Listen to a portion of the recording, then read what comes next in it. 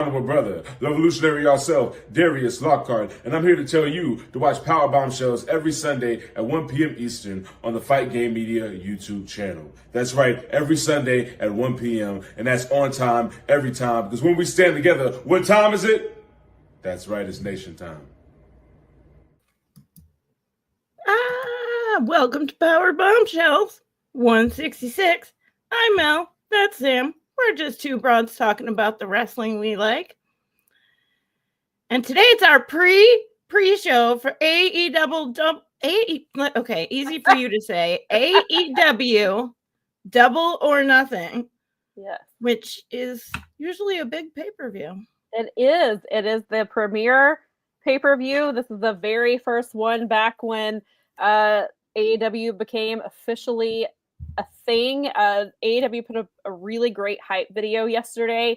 I retweeted it from the Powerbombhells account, and then I quote tweeted it today from my personal account, and it was just taking you kind of back to the first announcement of Double or Nothing, and then kind of fast forward to where we are now, and it talks about anarchy in the arena, because obviously, that's, where it emanated from, was that Double or Nothing, and how, and, I think about this all the time, like, a lot.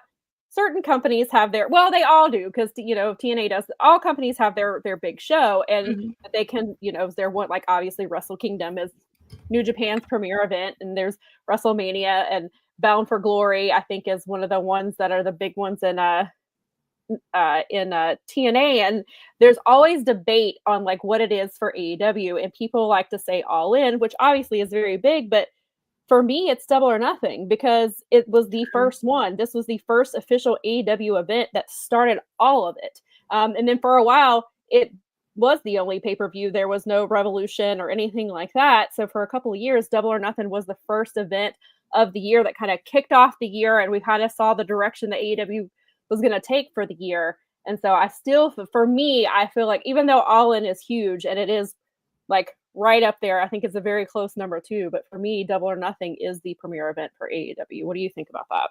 I totally agree, because it's the first AEW pay-per-view. The first one was great, and it was amazing, and it was a huge feat, and it was a ginormous turning point. And every wrestling book that's going to be written over the next decade is going to have that as a giant turning point. Right. But, however, this is the first time their label rolled out a show, and for me, especially Jon Moxley. Yeah, where he debuted. He's the biggest star. He arguably has been at many of the times like the ace of the company. Like, he's one of the biggest stars on their roster. He went to G1 that summer, and just all of us were like, wait, we don't want that was Shorts Jon Moxley. Oh man. Shorts Jon Moxley is a different breed of Jon Moxley. It's so great. And like, it really felt like something new was happening. And especially to have such a huge star like that. And then he went on to do G1, and it was like, I don't want that weirdo in my G1. And then I was like, okay, shut up. He's amazing. I'm so happy. Like, yes, and we've always talked about how like there's very different layers of Jon Moxley. Like, there's obviously Dean Ambrose, and then there's AEW Jon Moxley, there's indie Jon Moxley, and there's New Japan Jon Moxley, and he cranks it depending on where he's at.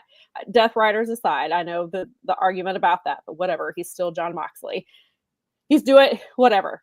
This I know for some people, Death Riders hurts Jon Moxley in their eyes. To me, it does not.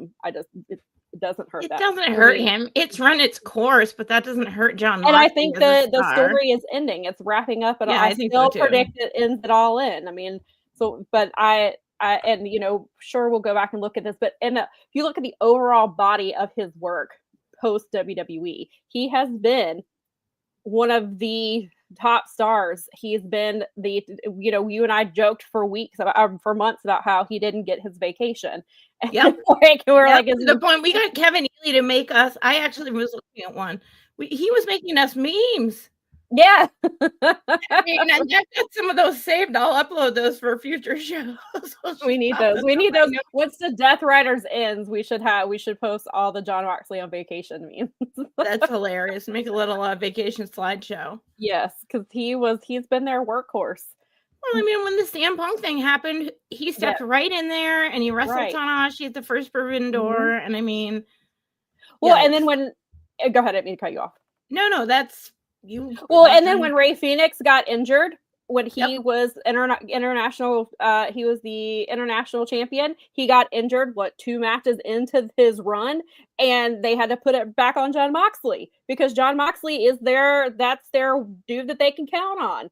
And because they know he's going to deliver good matches, he can come in and do anything they need him to do. And he's been one of their aces since day one. So I will not tolerate it, whether you like Death Riders or not. I will not tolerate Jon Moxley slander. Nope. Not what that guy has done for the last 6 years for this company. I will not tolerate it. Sure, it's fine if you don't like it. I get it. Yeah. There are things about it that I don't like, and I do think it's run its course, but that does not diminish Jon Moxley for me. Not even a little bit. The guy's done way too much for the community on so many levels. And when you watch him wrestle and he's got the mic, like after the show goes off the air or whatever, like that Forbidden Door, he was just like, I effing love this stuff. Like it was such a fun night, you know what I mean? And he was a part of that. He was such a huge part of that. And it was great for him to be the person to kind of have the mic after air at the end of the show to be like, yes, exactly. Mm-hmm. And then he's done all the other things that are really, I mean, I don't want to say the word inspirational, but he's done a lot of hard recovery work. And that's something people can emulate that maybe otherwise wouldn't have. Yeah. And he went away and took care of himself and put himself first. And, that's hugely important despite what Bully Ray tried to say. It was whatever. That just means that Bully Ray needs help too. Yeah. Jon Moxley he walked away when he was in a major spot to take care of himself so that he could, do the things that he's doing and to continue entertaining us the way that he has and continue to live outside of wrestling, obviously, to be, have a functional life, to be a husband and a father on top of that. And so, again, I just will not tolerate slander. I won't do it. Renee was posting pictures of Nora, and first of all, I'm like, holy crap, she grew up fast because that happens. Yes, but I see her all the time in Renee's stories. But yeah, because I follow her on Insta, and me too. Oh my gosh, she posted a picture today, and I'm like, oh, she's grown up. But what a cutie! She's adorable. They look like they're having so much fun. I'm so that's great stuff. For looking for things to look up to in a world where there's a lot of BS. That's the wholesome, and Renee's tweets when he's doing matches like tonight, you'll be sitting, I'll be sitting by her Twitter, her Insta, just to see what she has to say about what bananas go on. Because there was in that hype video, there's audio of Renee talking, and I think it was for the first Anarchy in the Arena, and she was like, I'm already nervous about what's gonna happen. And it made me laugh because we've seen the insane things that her husband has done in the last 6 years, and so it made me laugh hearing that audio of her voiceover while these clips were playing, because it's true. And I think a lot of us do. We all are like, man, what is Renee thinking having to watch this? Especially the bat spot most recently, with Cope, and we were like, what does Renee have? I can't imagine Renee's reaction. And then she had to do her job. They cut after the match, they cut to her doing an interview, and she had to just be a professional and not worry about what was happening to her husband, and just knowing he was in good hands with the medical team. I just love it. I love it so much, especially because she's so I really love Renee. I really look up to Renee. Same. So it's so cool that, she knows exactly what she's got into. She's a smart lady. They're cool. But having him, that was such a huge moment. It's almost that kicked off or AEW in the best possible way. Right. Yeah. And Jermaine makes a point, and we've got some other comments that we're going to get to, but Jermaine says, I don't have a problem with Jon Moxley or the Death Riders. The problem is not them. The problem is AEW took so long to get to the point of the storyline. Oh, 100%. We've hashed that out, and I agree with you. It definitely, and I know I always go back to that up close interview, but I feel like that interview is the one that encapsulated this storyline the most, and that should have been playing out on TV. And they the one clip that they showed on TV didn't fully encapsulate what their purpose was, and each one of them have like a purpose within the Death Riders, like Marina's is to protect Jon Moxley and his title. Like that, she is an enforcer. That is her job. When she was like at home, she's like, when you're a mom, you have one job. She's like, at work, this is my job. She was like, it's to protect this title and to protect Jon Moxley. Like clearly that's kind of played out on screen over the last few months, but like that interview came like 3 or 4 months into the storyline. Like that should have been done sooner, and it should have been shown. They should have shown that more on TV. And I feel like, I mean, other than, we've joked about like Jon Moxley killing Rampage, and there were for a while, there's all these references to Eddie Kingston, which we'll get to later when we get to the Anarchy in the Arena stuff. And so there's all these things, and I agree, Jermaine, they did take too long to get to the point. Yes. And a lot of these cases. So I completely agree with you. But I have seen people on the internets talking and slandering Jon Moxley, and it's like you can't blame the talent. The story has ruined his career. The story has made him, he's ruined his legacy by doing this story. Like just insane things, which I know people say things for engagement, but the same people who said that Kenny Omega wrestling Alan Angels was going to destroy him forever. I mean, that's that crowd. I mean, they're always going to be loud and annoying. The fact is like, and even like the night he came back, there was a a-hole in the audience. But there's always that. Like life's full of those. But they've handled it. Like he's done such a good job with just everything. It's done. We're done with it. But that doesn't mean that that's not a talent thing. That's a booking thing. Like, right. At some point, either Jon Moxley can still go regardless of the storyline he's put in.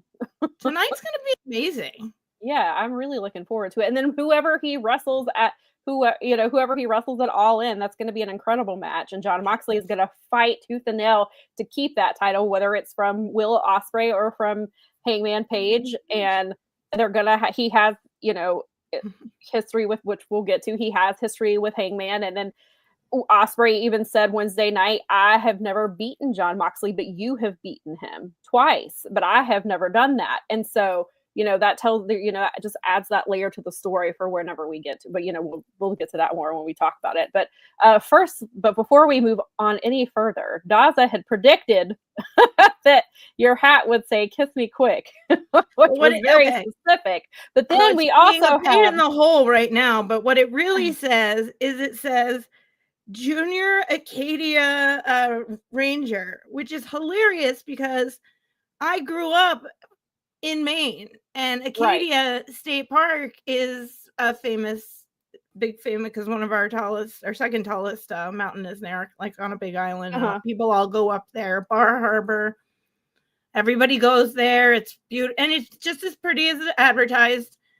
But we found this in a Michigan thrift store, and Bob found it, and he was like, "Okay, you've got to have this." He like hid it from me until he's like, "Wait, here's one more thing I have to show you." So it's a little bit, but it's I had to wear it. I was like, it's Memorial Day. This is as close as I'm ever going to come to anything meaningful, and being grateful for Happy Memorial Day. Thanks for anybody out there who is actively or has served us. We appreciate you. Yes. It's so weird because for years, Bob, my husband, has worked in retail, but he's not working in retail anymore. So he's like got the weekend off, and we're doing like normal things that people do on the unofficial start to summer weekend. Right. And it's kind of fun. It's like, I didn't have to, because I did because we had Thunder Thursday Collision this week. I asked, and I was not needed to help out with Saturday night's main event, which I was very excited for. I did not have to sit through that. And so it was a nice, even though we ended up not because it was kind of last minute, I didn't find out until like after my shift on Friday. And so but it was still nice. I didn't have to like rush through getting things done because I needed to be ready to, write and things like that. I could take my time. I just did whatever, did some stuff around the house, and then ran some errands. And then we watched night 8 of BOSJ. And so I'm caught up other than what aired this morning. So I'm not quite caught up. I'm a little behind because I'm getting used to a new schedule. It's very weird. Yeah, it takes a lot. Yeah, I get it. Just like with everyone, just the general world is tough, and then the IRL life is like, what's happening? Right. So, and just a pre-warning in case my Silent Hill town and family acts up. The dogs are wandering free. So if you hear any loud noises or whatever, or if you see a dog wandering, Miley has already been very talkative today. Somebody had FedEx deliver to them 30 minutes ago. A woman was walking her dog down the street. It's because everyone's at home, right? Like they're either visiting. Like we have both our neighbors on each side have lived here forever, so it's like all their friends and kids, and it's like I always know this is going to be a big crazy weekend around here for my dogs because they're barky and they hear everything. So I'm like, okay, let's get prepared. But it's like, oh yeah, you aren't used to the fact that literally everybody is literally everywhere this weekend. So. Yeah, traffic was insane yesterday. I mean, it's already rough, but yeah, it was even more so yesterday. And then before we get into the AEW coverage, we do have to, or at least I do, have to talk about the evolution. Well, first of all, they did give so Saturday night's main event up until Friday night on SmackDown did not have a women's match. That's right. And then Friday, and I was assigned to cover the story. They got a Here Damn match. Here, have it. Supposedly, the report is this match had been planned for a few weeks, even though they didn't announce it until Friday night. But then they got 5 minutes. I saw multiple people saying they got a 5-minute match. Then I saw a clip where Zelina did not connect with the 619 properly and just kicked Chelsea straight in her face and broke her nose. So, I saw clips from that of the way WWE's women's booking. I saw clips from that match. That looked dangerous. Some of that did not look good at all. So if this match was supposedly planned for weeks, which I know, and then time gets cut because Mercedes, we've known that for years, and then Mercedes actually just talked about that like this week about how you would plan for weeks and weeks for a match, and then you'd get your match time cut down to 4 or 5 minutes. So if this match really was planned for weeks, that's exactly what happened to Zelina and Chelsea in a title match. By the way, this was a rematch because Zelina beat Chelsea for that title on SmackDown a few weeks ago, and that was so last night was a rematch for that title, which Zelina retained. But then, of course, like I said, so their match, I'm assuming because time got cut, she was probably trying to hurry up and get to her spot, and it didn't connect. And so she just kicked Chelsea, and she kicked her right in the square in the nose and broke it, which is really unfortunate. Clearly, Zelina didn't mean for that to happen. But then when you cut their matches down like that, they're trying to hurry up and hit all their spots, but in the time that they've got, and now you have, granted, Chelsea is no longer the champion and hasn't been, but Chelsea has been a big part of SmackDown for months. And so now you have, not that which I'm sure Chelsea being Chelsea and the character that she plays, I'm sure she's going to work it in beautifully storyline wise, and it'll bring in some more stuff for the Secret Harvest and the story they're telling, but still, it's unfortunate. And then, so after their 5-minute match, they, not directly after, but they had a 5-minute match last night. And then they announced Evolution 2, finally, 7 weeks out. They finally announced it. It's happening in Atlanta, and it's happening at the exact same time the Beyonce concert starts. You're muted, I think, Mel. Is that Beyonce concert going to be televised, or it's just a ginormous Beyonce? It's in Atlanta. It's in the same city. So nobody's going to be going to that. So, exactly what I said last night was Beyonce. Listen, I'm not like a big. She's beautiful voice. Like I'm not I'm not going to go to a Beyonce concert, but everybody else is. A ton. And I was like, and sure, there's probably a small crossover of fans who would go to Beyonce and want to watch an all women's wrestling show. The traffic Sure. is going to be, as somebody we were talking about, I was talking to somebody about it last night. He was like, the traffic's going to be insane. And I was like, can you imagine the surge pricing for ride shares that night? Oh, it's gonna be a total cluster too, because just like out at the Meadowlands, out in New Jersey, they because those rideshare companies, those are like little mini cartels. That was the reason that like cabbies made unions. Right, It's right. so weird. We're like going backwards. But anyway, the point being is that we know people from Atlanta. So I'm asking it because I haven't thought about it, but because this is like just breaking, but oh my God. Yeah, traffic's going to be a nightmare. It's just going for to be that. the whole entire And wait a thing is minute. going to be a nightmare. Where are they Let me- playing? What Hang on a venue? minute. Let me look at. So if Okay, Beyonce I was is thinking, playing, well, and the she's gotta be All-Star playing the stadium. Okay. Do the Falcons play indoor?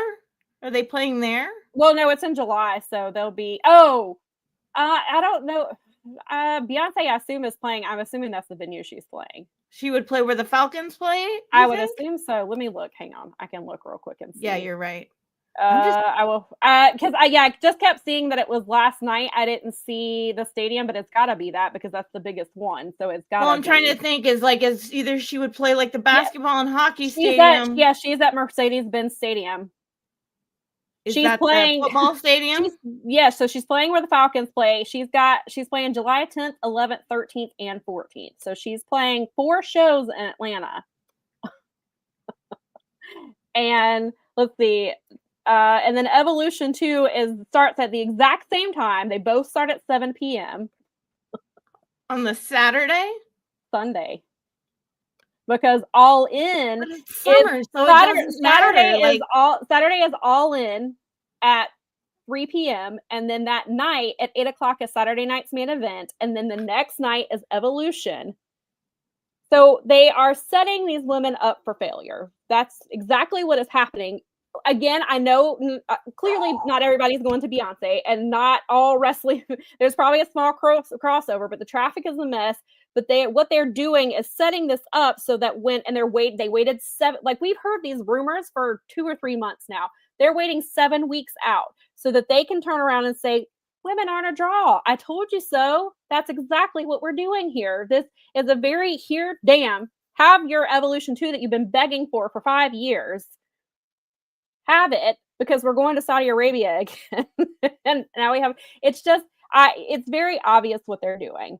And I hate that for the women. So like on the one hand, yes, I'm glad the women are getting this night and that's going to be a match with all women. Like I'm happy for them.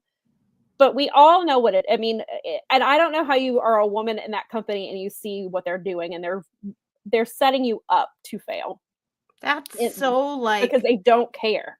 That's like, I mean, as someone who likes comics and who likes sci-fi and who likes all these things, like where they do this over and over with women, where they do some bull crap and they make a whole thing about it, and then they're like, see, women can't write comics or women can't do sci-fi movies, and it's that's so God. It tracks for WWE, but and see, this is what I thought. Okay, so get the F out of here with that stuff. It's July, so it's the middle of July in Atlanta with loads of traffic where it's going to be like 20,000 times hotter than it already is. Right. Everything's going to be full. Not only that, I mean, of course, so the game itself is the 15th. The MLB All-Star game is in Atlanta this year. The game is on the 15th, but they do festivities the weekend of. They do the Home Run Derby. They do the All-Star game, the future All-Star game. They do the celebrity softball game. That's all happening that weekend in Atlanta at the same time. If I were Granted, the Truist is now technically in Cobb County because it's where all the rich white people who are ticket holders live, or season tickets holders live. So it is technically, I guess it'll be enough. Yeah, we all have that region around our region. It's enough out of the way, but still, it's happening that same weekend. So you have MLB All-Star stuff, you have Beyonce, and now you have the Evolution. I tell you one thing. I would do one of two things if I lived in Atlanta. If I could afford to, I would get the FOH. Like, be Yeah. gone, find somewhere to go, somewhere in the mountains, someone I know, get out of the city. But I know that's not something that's accessible to a lot of people. Yeah. I would be hiding in my apartment or in my wherever and like sitting by my fan and being like, don't talk to me. Stock up on groceries because you're not going to be able to get DoorDash because all the freaking people are going to be getting it for their hotels and that's great for the city of Atlanta. But Oh is God. it? Yeah. So I missed this comment from Brad. Good The Lord. Beyonce concert is directly across the street. Oh golly. I am so sorry. Well, women maybe in all the people that WWE. all am the so people sorry that don't get into Beyonce are going to go to a wrestling show? Again, like I said, it's a small crossover of fans who are both, but Beyonce Still. attracts generally women, and as somebody said, that they generally attract. There's going to be a lack of minority women there at the WWE event because a lot of them will be at Beyonce, and people They're are gonna trying make the because of the argument that tour. there's multiple dates and that Because and sure, they'll make that argument to try to make it look like that's not what they're doing, but we're not yeah, dumb. I mean, I'm just like punching most of us holes have been in their watching theories. WWE for years. We know their tactics. Right. We know. And again, I will still say the original Evolution, while it was great, was basically a showcase to get Ronda Rousey to sign with them and be like, hey, we actually do care about women's wrestling. Will you please come sign with us? And that's what it was also because they had announced the Saudi show, and at the time women were not wrestling in Saudi, so it was a kind of like a consolation for women literally not throwing us a bone, right? And that's what they're doing again here, and it's the WWE women deserve better than that. Their fans deserve better than that, and I really hate that that's how they're doing this, and unfortunately, none of it is a surprise. They're not even just like. They're barely throwing them a bone, and they're doing it at a time when they are accused of some really trashy crap. On top of that, yeah. So it's still, to me, this entire time, them talking about it, the entire discussion, me hearing this morning they had announced it, I'm like, oh, they finally did it. Yeah, last night during Saturday night's main event, they announced the big look over here show. Mm-hmm. Oh, we really love women. We would never traffic them or do terrible things to them or do like the millions of bazillions of things that we've been accused of over the freaking decades. Okay, whatever. Yeah, go look it up on A1, Linda. Jermaine's right. It's a glorified house show, and it's disgusting. Totally. You know what? I get it, and we all need to make money, and there's no slag on the gals. Like they deserve to have a show, and I guess I'm glad they're gonna have a show. Yeah. But that's like the worst. Yeah. Maybe they'll luck out and have a really, really great sellout, and it'll backfire on the boys. But then, depending on how big is the venue, so how big is the sellout? 15? Is it I don't know because I don't know. And then how they set it up. So is this an arena that holds 2,000 people? How is the arena going to be set up so that they can sell less seats? Which, of course, so I hope, regardless, with everything that's stacked against them, I hope the women have an incredible show. I hope that they show out. I hope they have incredible matches for the fans of women's wrestling. I hope that at least comes through. I'm hearing apparently there's some rumors for whatever Io Sky's match is going to be because she's the champion. Hopefully they do something big for her. But still, I hope the women, I hope they have an incredible match. I hope that the fans who are there, just are loud and make it known that this is what they want more of, whether WWE is listening to that or not. I hope the women feel supported from the fans because they clearly are not supported by the company that they work for. So I at least hope that for them. Then they did treat her badly, and she would have been perfect for this event. They jerked her around bad. There's a lot of people that, fit that.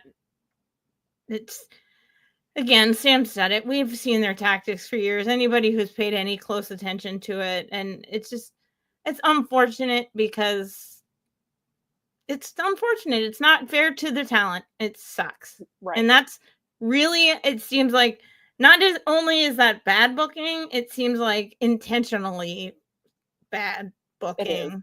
It is. Which is what we kind of deal with in all the creative spaces where it's like, see, no one wants to come to a show with girls in it. Yeah. Okay. Well, I mean, if you set us up for failure, we don't, Right. So, It's okay. obvious what they're doing. As Nikki said, she said, guys, everybody just wants to celebrate my birthday weekend. It's fine. It's true. Nikki's birthday is the same day as Evolution.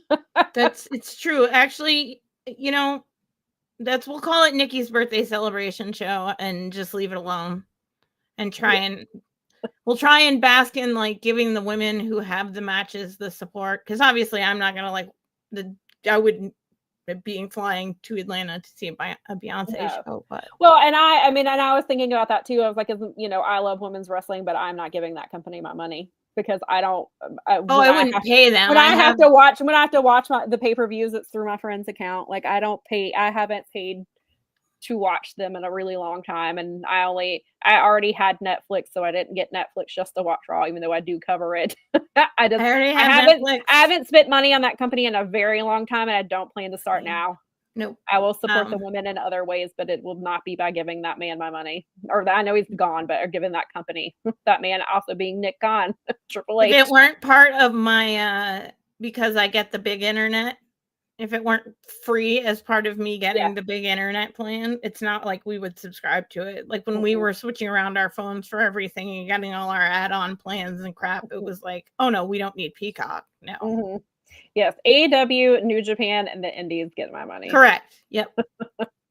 Indies too. Jim was talking about how he went to an indie show and he was like, I saw the pictures that yes. He was like, I forgot how much fun indies are, and I was like, I saw the pictures he posted. It looked like he had a blast. Yeah, it sounded like it too, and it's so true because it's just true. It's like $10, $25, but I meant to say, I saw this morning. CCW just booked B. Priestley. I saw that. And they're main eventing that show. Yeah, on their anniversary show. I saw. Which is the one I saw Motor City on last year. Yeah, oh, right. Very cool. I'm super, super hyped for that. And that's right at the beginning of July, I think. So yeah, I was trying to remember. I saw the tweet last night about it when I was under Powerbombhells. I think it's really usually on the Friday before the anniversary party, but that's okay because I think we can get away with going. I noticed that. I was like, oh, it's good to see her back on the indies. That's good for her. Yeah. But yes, indie wrestling and New Japan and AEW. Brad said, and I saw this too, that Josh Alexander did an interview and he said one of the reasons he chose AEW was how family oriented Tony was. Tony has had his issues, but everyone says the same thing about him and how he treats his family. Yeah. Jermaine says, the funny thing is I can see TK getting Ronda to team with Marina. I don't want that to happen. And ask her to partner in the tag team tournament since he's wanting to bring up women's tag teams. It doesn't seem like the tag titles are coming anytime soon. Because he straight up said on the call, I have to fix my men's division. Mm-hmm. I have to get people healthy. And I was like, well, at least he's finally acknowledging that the men's tag team have been struggling for a really long time. Because, of course, they've improved with the Hurt Business, but the Private Party got screwed because nobody gave a damn about them in booking. They didn't care. And their title reign was awful and it had nothing to do with them. And then we haven't seen them. They've been off TV since then because I guess the Hurt Business murdered them. I just don't feel like Ronda likes wrestling. Like Shayna Baszler would be a better choice. If you want an ex-MMA gal, like pick up Shayna Baszler. Yeah. Not and then right. I didn't want to see Ronda. I already didn't want to see Ronda when the one match she did in ROH, and I have no interest in seeing her in AEW for Ronda Rousey losing completely broke her. It was like the biggest turning point in her entire you did the change in the person that you because you think about her career and the person that she was and how poised she was and how close to the vest she was when she was wrestling or MMA fighting. And then she lost that match. And I don't think she necessarily, I mean, who knows? I wasn't close to the sport, but I did watch a fair bit of it at stretches. Mm-hmm. I don't know if she expected to get beat. I don't think anyone expects. No one goes into it being sure. But I don't know if she I think that some people don't know how to lose, and it messes them up. Fair. Yeah, I mean, I that's mean, a you're fair a point. sports fan. You've seen Yeah, a lot of yeah. athletes where it was like they have so much talent, but they can't get over themselves, or they can't Right. get a good coach, or I mean, whatever the reasons are. There's a million reasons. Yeah, But yeah. it's like with her, I felt like, and then with the WWE thing always felt forced to me. Mhm. Like she was just wanted the paycheck, not the, Oh, yeah, 100%. and not, Yeah. she wasn't there because she liked the wrestling and she liked playing kayfabe and she wanted to make a character and do what we like about all the things we like about wrestling that we all like about it in our Yeah. varying forms. She just was like, I'm gonna come out here and get my paycheck and Oh, it very much be in a felt main like that. event. And Yeah. I mean, and you almost saw it like it was so highlighted by how Becky was like, "Oh no, you're not burying me. Right. I And actually Nikki, love the wrestling." yeah, and Nikki was like, and Nikki and I have had this conversation. She says she doesn't think Ronda will go to AEW. WWE was able to hide her many flaws, and AEW won't hide those. They are not going to hide that. Well, and you have to pay her way more money than I think Tony would be willing to pay at this juncture when he could get Yeah, other if we're gonna pay women money, pay Mariah May. Yeah, right. Pay her. I mean, pay once we get into the card, we could talk about yeah, that. and or pay yeah. My bold predict one of my you know what? If you're potential. gonna pay a former MMA, then pay Shayna Baszler. Yeah, I just Shayna seems like a more because she's actually like Ronda a wrestler. would be. I think if they brought her in, and I get it. Like, and we talked about this last week or whenever it was, maybe the week before. Like, is Ronda somebody that people would tune in to see if she had like a special attraction match? Like, is she enough in 2025? Would, but in 2025, how many people would tune in to see her? Is something that probably more than you want to admit, but probably not as many as people would think. Right. I think it would be probably double digits, but to what end? Like at what cost? Yeah. Is it really gonna like right? Because I don't and is she going to be there? Is she going to be there elevating anybody, or is she coming to get her victory and then we never see her again? I don't feel like the audience that was reacting to last night's stuff does not seem like they have any interest in an old wrestler coming in. They want they sound like more like what's happening after the bloodline. That was really cool. Now what? Right. That's the feel I get, the vibe I get off of like hearing the people that I know that watch it and watching wrestling Twitter. And I mean, obviously don't consume the product regularly enough to make a, valid weigh-in on it. But from just reading people and understanding how WWE functions, it's like, that's not the impression. I don't get the impression WWE fans are clamoring for Ronda Rousey now. I don't think they are either. I could be wrong, but I mean, maybe they'll bring her back for Evolution too. Oh, I'm sure. I mean, I'm sure they'll at least make a play for her to come in. Pop. I mean, I get you get the pop. Yeah, maybe she. Who knows? I don't know, but she said a lot of. She was very honest about her feelings about Vince McMahon, so maybe not. Maybe they don't want to touch that because she had a lot to say. And like and how she was treated there, and how women were treated. She did have a lot to say. So you know what? Scratch that. Maybe not. And some of the things she said, whether they were true or not, did get people essentially let go. Well, and then there's the entire Drew Gulak situation that happened. So that she talked about. So there is that. So she may not. I mean, obviously, the check was enough. Perhaps she would be in there, but I had forgotten that. Briefly forgot all about that. So maybe not. Yeah. And then, yeah. So yes, Tony did say that yes, it is likely that they will happen. There is no time frame, and his priority is fixing the men's tag team. So when he says in the AEW tag team, if women's tag team division is coming, I don't think he means in 2025. I don't know that he means in 2026, or maybe he does, and maybe it's a year from now. But I don't think it is I don't think that we're gonna have one starting like at All In. Like I don't think it's happening that fast. I could be wrong. He did seem more resolute when this time around. It wasn't like, oh, we could see that happening. It was, I could see that. I see a women's tag team division happening, which is the most committed. That's the most committed answer he's ever given on the topic. But I don't, because he's talking about fixing the men's division first, and he knows that that's a priority in getting tag teams healthy. I think that is the focus probably for the rest of this year, and then maybe we'll see. I mean, I could be very wrong. I don't see a women's tag team titles coming this year. I would see that coming maybe sometime next year. It seems like you would do a tournament in the early part of the year to lead up to Double or Nothing to get like the penultimate match and get the first belts or whatever. That seems like a logical way. Like where this time next year, maybe at Double or Nothing, you're having and depending on who you're having some tag team showdown at that point, right? And then also depending on who you're acquiring, because obviously Tekla is coming in, perhaps Mariah May is returning, and then you would have the built-in tag team with her and Mina, because they were tag team champions before me. And so I think they're kind of teasing it by kind of grouping people together, because we see like Anna Jay and Harley Cameron.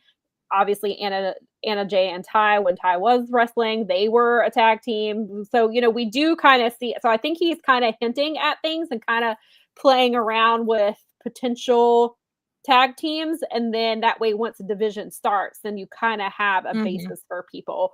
And hopefully he'll use some, like, I would love to see, like, if that's how we can get Nyla Rose back on TV, then put her in a tag team with somebody. Well, in theory, with a good division that was well curated, you'd have more women on TV, because that's 4 women in the ring at a time, and you have your singles division. So that's good, but it has to be well curated. That was my right, and that was also the thing that we talked about, which was the biggest, which is one of the cons, is until Tony books 2 women's matches regularly a week on Dynamite, then that means that, which is currently what they're doing, that you either get 1 women's title on the TV or you get somebody chasing said title, but you get the 1 match. Whereas, and then Collision typically has 2 women's matches. And so I don't know how much of that will change once we get a tag team, if it's just going to be the same thing of, we'll just rotate. Now we're rotating in a tag team. Yeah, if you don't have a match, at least like a third match with a tag team situation, it's kind of counterintuitive, because you're just robbing from yourself. Yeah. For the time. So Crush says they're conscious of it. The preliminary planning for the women's tag team division now is the time to tease out chemistry between talent. They probably have a fair idea of who travels and trains together naturally. Yeah, that makes sense. And you see like the people that Mercedes trains with Harley being one of them. And so that's certainly, I think they're kind of teasing it. And definitely seeing who has in-ring chemistry together, who could potentially be your tag, because you've got the Vendetta, but they're both going to be competing for the ROH pure title whenever the hell that's going to happen. Because they did finally air. I thought I watched this because it aired on Friday, because obviously there's a pay-per-view tonight, because Collision was on Thursday, so it aired Friday, and so they finally aired the Allison Kay match on Friday, and then they finally aired the Athena promo that you were talking about, where they announced Billy as an entrant into the tournament. We still don't have really any details of when this tournament, like anything about when the tournament starts. I think the plan is to crown a champion at Supercard the night before All In, but so we have no idea.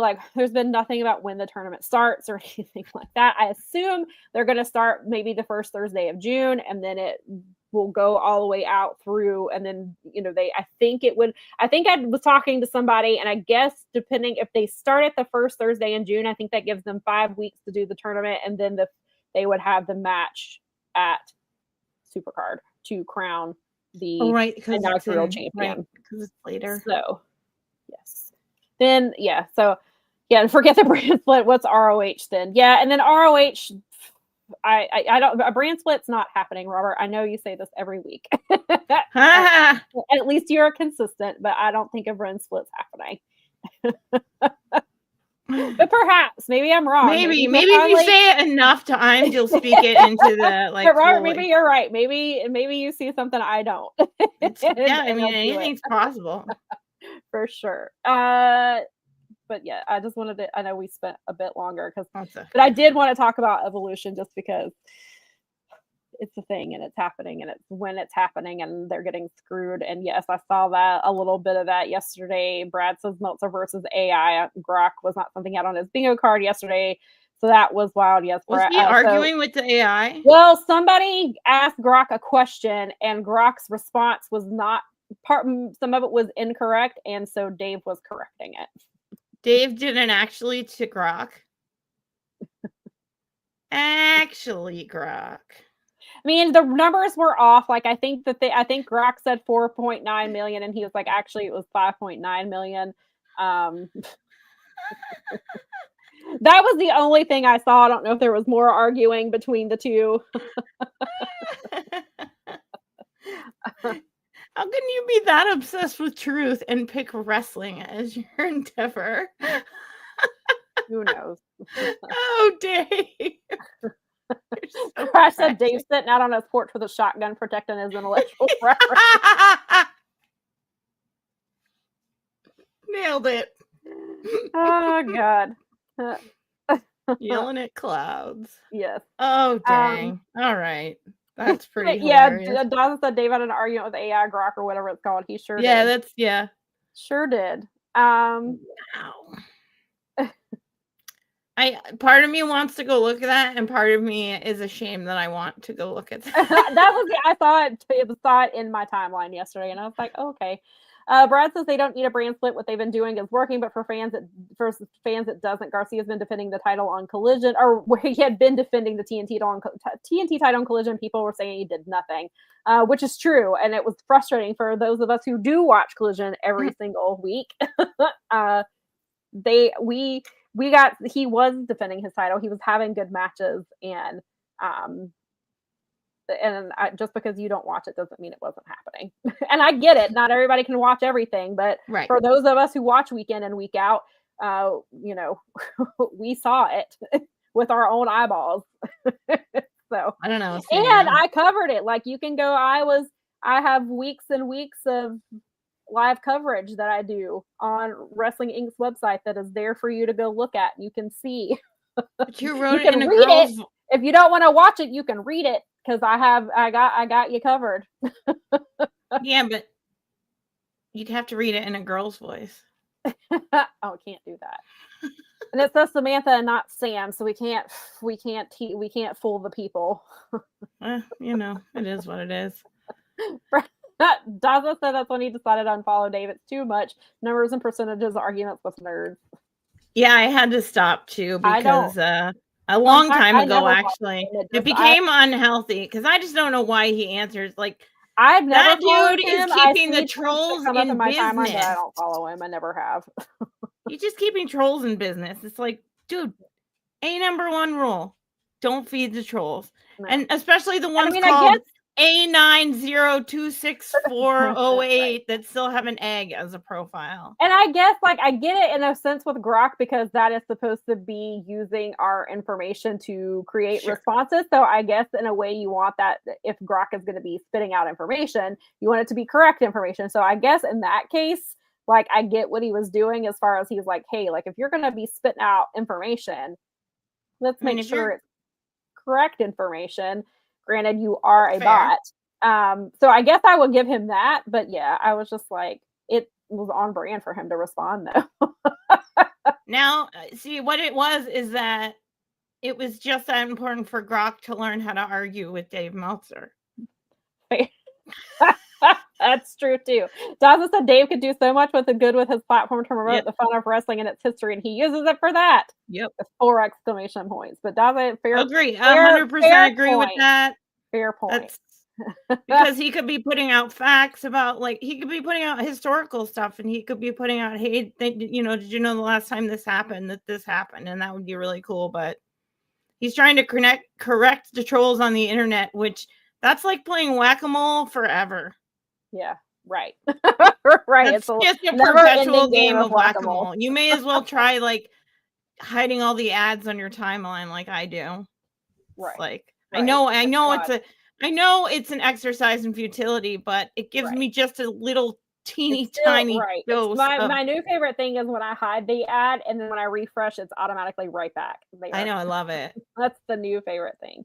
And then they're promoting things that don't have an account, like, because I've I'll go to hide it and it'll accidentally click the ad and it takes me to the website. So it's like not even a tweet. It's like a straight up ad. Mm-hmm. Oh yeah, they are predatory AF again, right now. they're being like there have been problems all weekend, which is again that's why the notification situation.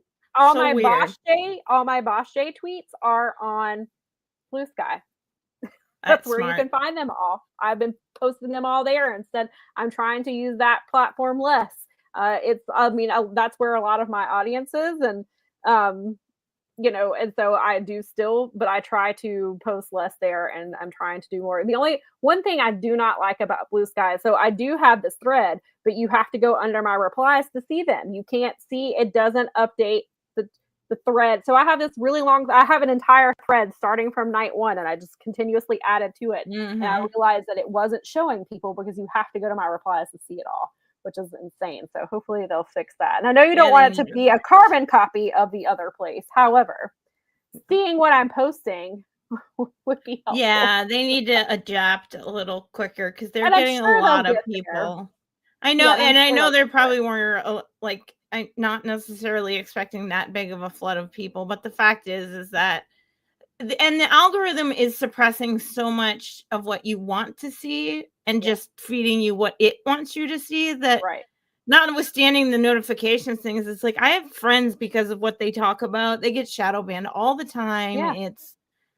It's really gross. The place is, I mean, Instagram is also doing the same it's like thing. I have a lot of followers there too, but what percentage are actually seeing my tweet? I absolutely and so I'm trying to too. It's a weird transition, but and like certain things, like I still put the media call, I still put there because there are people who follow it there, but then I am cross-post, like after it's over, I've been since I've been on Blue Sky, I've been cross-posting it there and Twitter started messing up while I was on the call. Like it kept saying like I didn't post thing or something, and I nearly like stopped in the middle of it and switched to Blue Sky to finish. And eventually it went through, and then like DMs went down, and I knew I was getting them because I could see them across my phone, but I couldn't respond until they were down like all night Friday, and then randomly yesterday I could respond again, and so it's just fix your shit. He did. This is true. That during the media call, he did call Mercedes the face of TBS, and he said that she was because he was talking about the feud with Jamie Hayter and what Jamie has been up against. Because obviously, she had surgeries that she almost did not come back from. Like she considered retirement because of how bad her injuries were, which we had heard, and now Jamie herself is confirming that. And he was talking about it, and he was like, and she has her toughest opponent yet, and Mercedes Moné, who is the face of TBS. She is the best she's the best women's wrestler. And Jamie has a lot. So he did call her that, but it was also within context of that answer. Not that he's incorrect, but it was also in context with Jamie talking about Jamie Hayter and what she's up against tonight. And how this will be her toughest test since being back, is wrestling somebody like Mercedes, who obviously is undefeated. And I know that USVA guy was at the shows, and I thought about him both nights that I was watching the show, and I was like, hopefully he's suffering okay over there. And so, and I was like, I do want to hear about it, but I guess also it is 53 minutes into this show, and we still have not yet got to this card. Get to it. Let's go. So, Ray, thank you for. Oh, is it going to pop up? Okay, there we go. Thank you for being here. You haven't. I mean, you've missed talk about some other stuff. We've had plenty to talk about, just not the card yet. We've had plenty to talk about because there's always things to talk about in the wrestling business. But considering that we probably have people who are just now watching just for this show, just for predictions, welcome. We do sometimes get off on tangents about wrestling.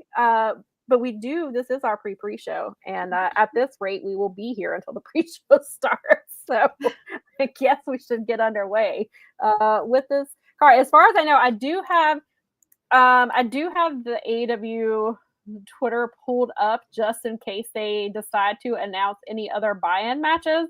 But as far as I have seen, it is still just the one match so far. But knowing Tony, if he's doing like he does to me on Collision, which is where I will write my entire preview. I will publish it, and 20 minutes before the show starts, he will announce some insane trios match where it's a 6-person match or it's an 8-person match that is a banger to watch, but a pain in my ass to cover. So I fully expect that to happen on the buy-in, that we're just going to get some random ass match, which will be great because somebody gets a paycheck. It's going to be fun.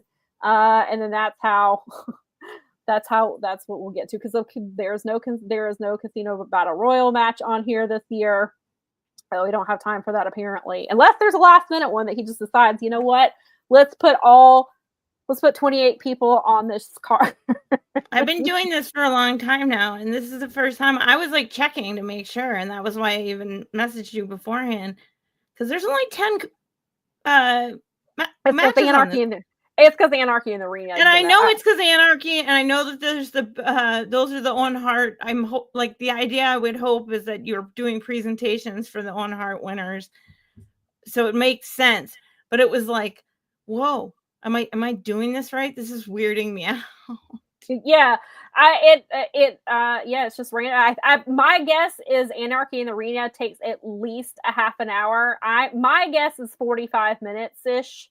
And so I think that's why he's doing. And there might be other things less for him, going on. Right. There could be some surprises, but based on the card we're seeing, I didn't think to look at Anarchy in the Arena and see about the time length, but I'm expecting at least a half an hour to go to that. It could 30 to 40 would be. So I think that's I think that's the, and again, there's Tony likes to put in surprise matches because that's what he does. It's on brand for him. Maybe. So we'll see. But so far we have 4 women's matches, including the buy-in. So just compared to Saturday night's main event that had 1 5-minute match. We get 4 women in this match. So we have here at the buy-in perhaps a preview of future tag team matches. Perhaps. We have Megan Bayne and Penelope Ford against Anna Jay and Harley Cameron. If you watch Collision, you will know that this has been an ongoing feud between these 4 ladies for several weeks now. I think it has crept over into Dynamite, but this has mostly been for the Collision Cowboys and Cowgirls. This is weird. This is a feud we've been watching unfold, and it will be on the buy-in, and it should be fun. I'm looking forward to it. I enjoy all 4 of these women. And do you have any predictions on who will win this one? I'm going back and forth now that I'm looking at it, because Harley is really over, but if they're trying to get Megan in a position, they need to kind of give her the win on this one. Yeah, I kind of have the same mindset as you do, and I was like, it is a buy-in match, so I don't. Yeah, I'm going back and forth because, again, Harley is super over. Of those 4 women, she is the most over. Of those women. But I can see Megan and Penelope winning by the ways they usually win, which is by nefarious means. Yes. So I'm gonna go with Megan and Penelope here. Same. My heart is not picking. My brains are, and it just seems like they are trying to still position Megan. Yes. Jermaine said, don't forget the Max Caster opening match. I'm sure. Oh God, there probably will be a Max Caster open challenge on the buy-in, Jermaine. Did you happen to see the one from Detroit? They have not played it yet. Okay. I'm wondering if it's coming up on the upcoming. I'm assuming so because it's pay-per-view week, and I don't know how much they filmed. I'm assuming it's airing this coming Thursday. All right. What do we got? Boom.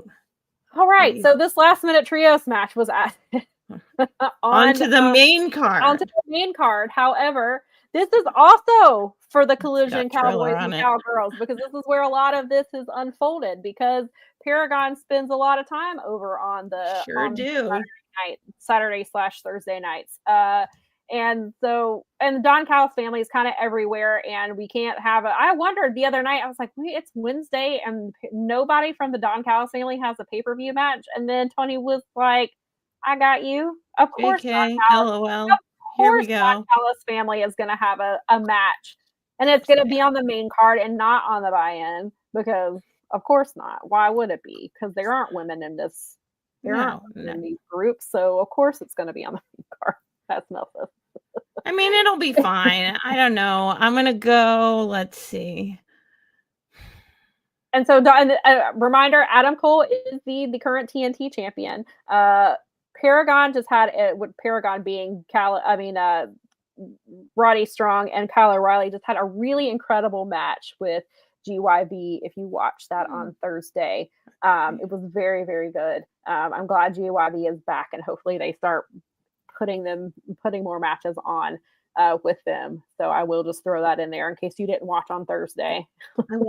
Some of it, but not all of it, because I almost forgot, and then we caught up, and we were like, "Oh crap, we missed like the first little bit," and just it's one of those things. But all right, then I guess they probably will beat down the Don Callis family, is what I would say, because that would be like, I mean, unless Lance Archer and who else is in Don Callis? Maybe Mark Davis comes back. They said he was going to be gone. That's a good point. I didn't even think about Mark Davis. Mark Davis was going to be out about 2 months. It's been about 2 months. So perhaps Mark Davis returns. He's been a little bit more active on his social media this week. So perhaps they bring in some extra heavies. Yeah. Perhaps. Yeah. I don't know. What do you think? Match-wise, I don't know. I mean, looking at these 6 men, I think it's going to be a really solid match. Paragon needs it more than the Don Callis family. However, Tony loves the Don Callis family, and there's always shenanigans, and it's always some kind of House of Torture nonsense happening. So I'm going to go with the Don Callis family, even though I want it to be Paragon. Probably. I guess you're probably right. Boo from Detroit. Thank you, Collins. Thank you, Collins. God love to you. And Collins is always a very busy person on the podcasts. And again, Collins allows me to come rant about ROH with them, which I appreciate. So I'm glad that you have a good place to get your ROH, get talking about it with people. It's nice. Yes, and Collins helps me answer what are we doing here? Good. You guys probably have a whole segment. We do. We have. That's really a lot of the show, especially now when these episodes for the last couple of months have been anywhere from 45 minutes to an hour and 17 minutes. That seems to be the sweet spot for them now.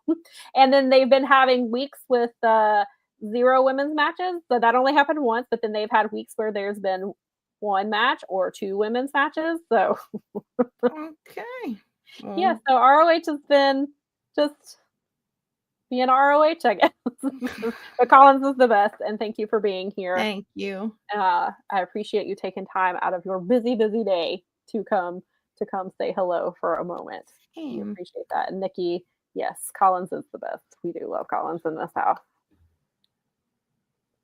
And then Jermaine, I do want to hit this. Jermaine says that AEW, he thinks AEW is going to set up Kyle Fletcher and Adam Cole for the TNT title coming out of this match. And I believe Brad said the same thing. This is hopefully to set up Fletcher and Cole so Fletcher can take that title from Cole. I like Cole, but he's been a bust of a champion now. He's barely defended that title.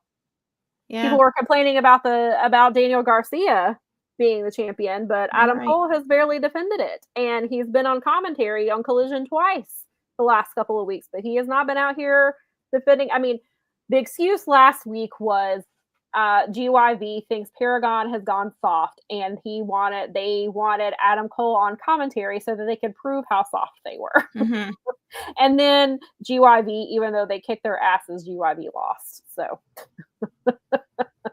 yes, I do think that's where this is setting up for as well, Jermaine and Brad. I think you both are right.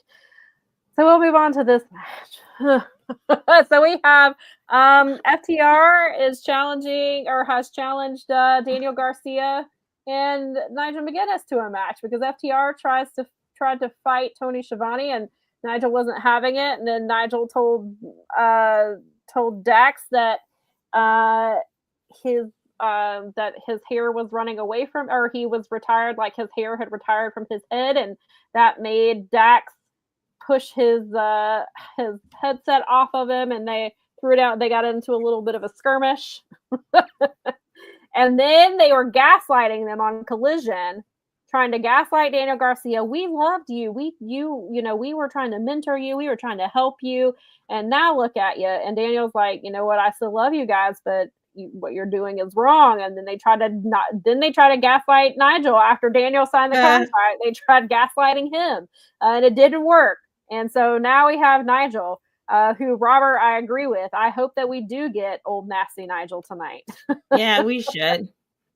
They may as well make the best of this. He's getting a paycheck. He's getting on the TV. I love Nigel. I hope it's a good match.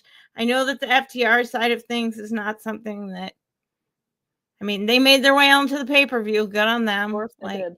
I just want to point out about this graphic that I love this picture of Stoke, that he's the same size as the cactus.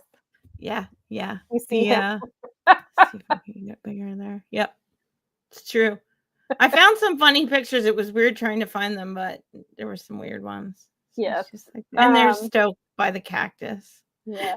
And then Daddy Magic didn't make the graphic, but Daddy Magic is out there because he was like, or he's coming out there tonight because he was like, he's like, you think I'm going to trust Stokely to be out there and not have anybody with eyes on him? I will be there. But apparently, I guess Ange is back, because I saw a backstage clip of, it was the learning tree, and of course Brian Keith was doing his whole. I hope Jericho liked our match and liked what we're doing, and Big Bill was like, we don't need we need to focus on us. And then 2.0 came out, and they were like, we used to be in the same way, and Jericho uses people, and he does not care about you, and all this stuff. So Ange was in that clip, so Ange may come out here too. we may see some of that. Nikki, same. Nigel's making her pay attention to a damn FTR match. Yeah, I know. Can't use this as our bathroom break. I hear you. Can't take Miley. This is normally a match where awesome. I would try to take Miley outside during the FTR match. Is usually the Jericho match is usually where I try to take her. Brad says Nigel's stepping up as the stepdad to Garcia that Bryan Danielson refused to be. This is true. Crash says lots of God Funk incoming with this one. Danny G and Dax should be a slobber knocker. Or Fernando says that Cope is returning and will cost FTR the match. That's kind of what I think Cope is on his way back, because he's got apparently there's big plans for him at All In.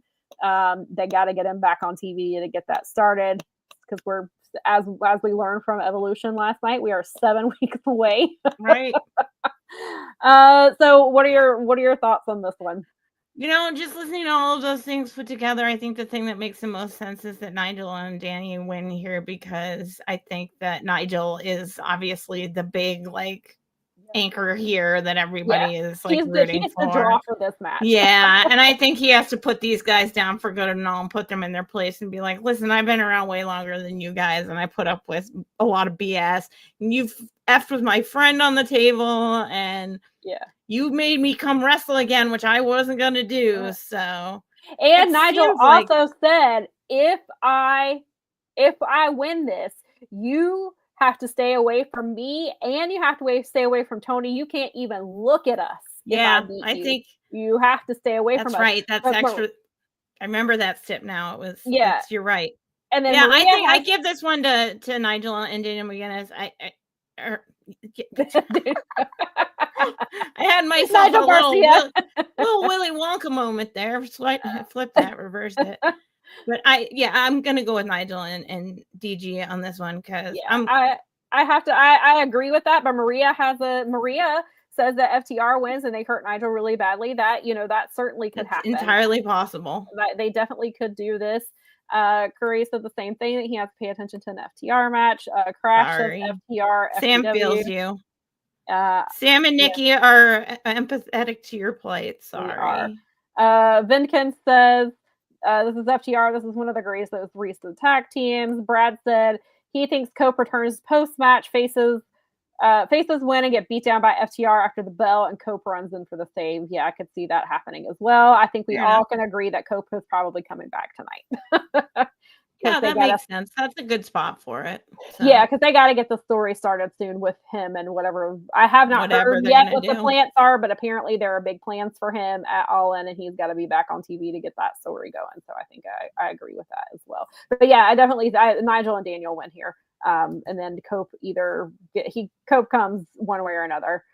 All right, so now we have the stretcher match, which I thought when I saw the clip earlier, there was a clip on Blue Sky of 13-year-old Tony Khan at the 2300 Arena, and the main event for that match was Sabu versus RVD in a stretcher match. So I was like, oh, okay, that's why we're having this match.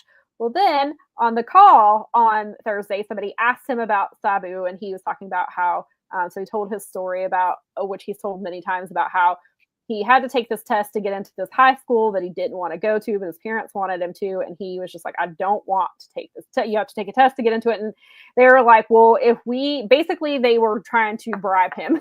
They were like, if you take this test, like, what do you want in return? And he was like, I want to go to this pay-per-view at the 2300 Arena. I've never been to a show outside of, Chicago. I would like to go to this. That was the main event that 13-year-old Tony saw. Tony was a fan of Sabu. He said he only met him a few times, but he was always very nice to him. And he said Sabu had some really nice things to say about him.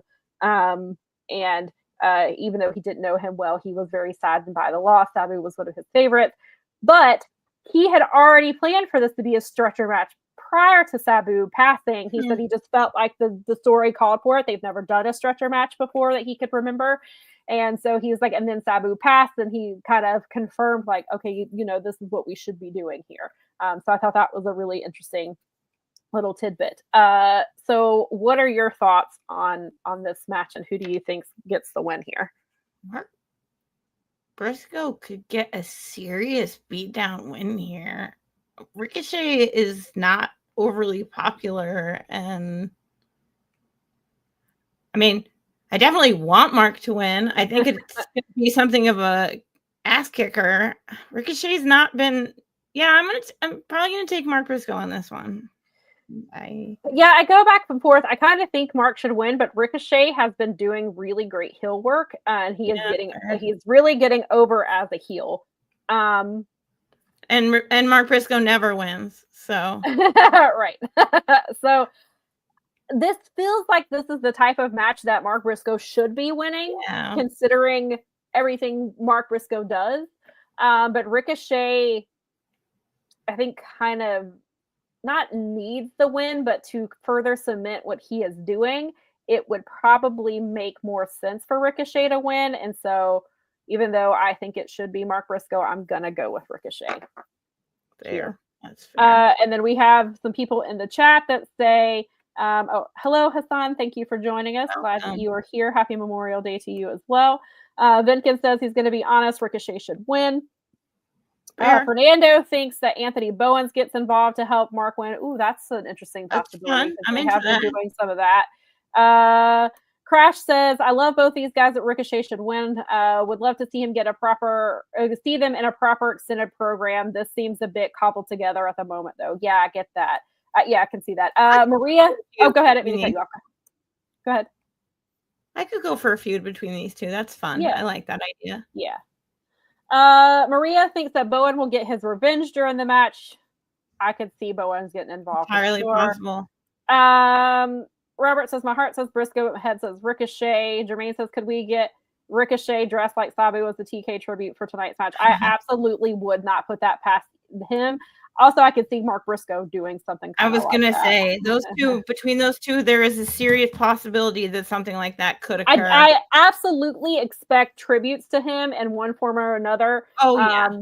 Whether it's coming out dressed like him, but I definitely expect some spots, especially because that match with Rob Van Dam was such a big, important match in ECW, regardless if Sabu had passed. Of course, that just makes this match, I think, even more meaningful, but I definitely see some tributes.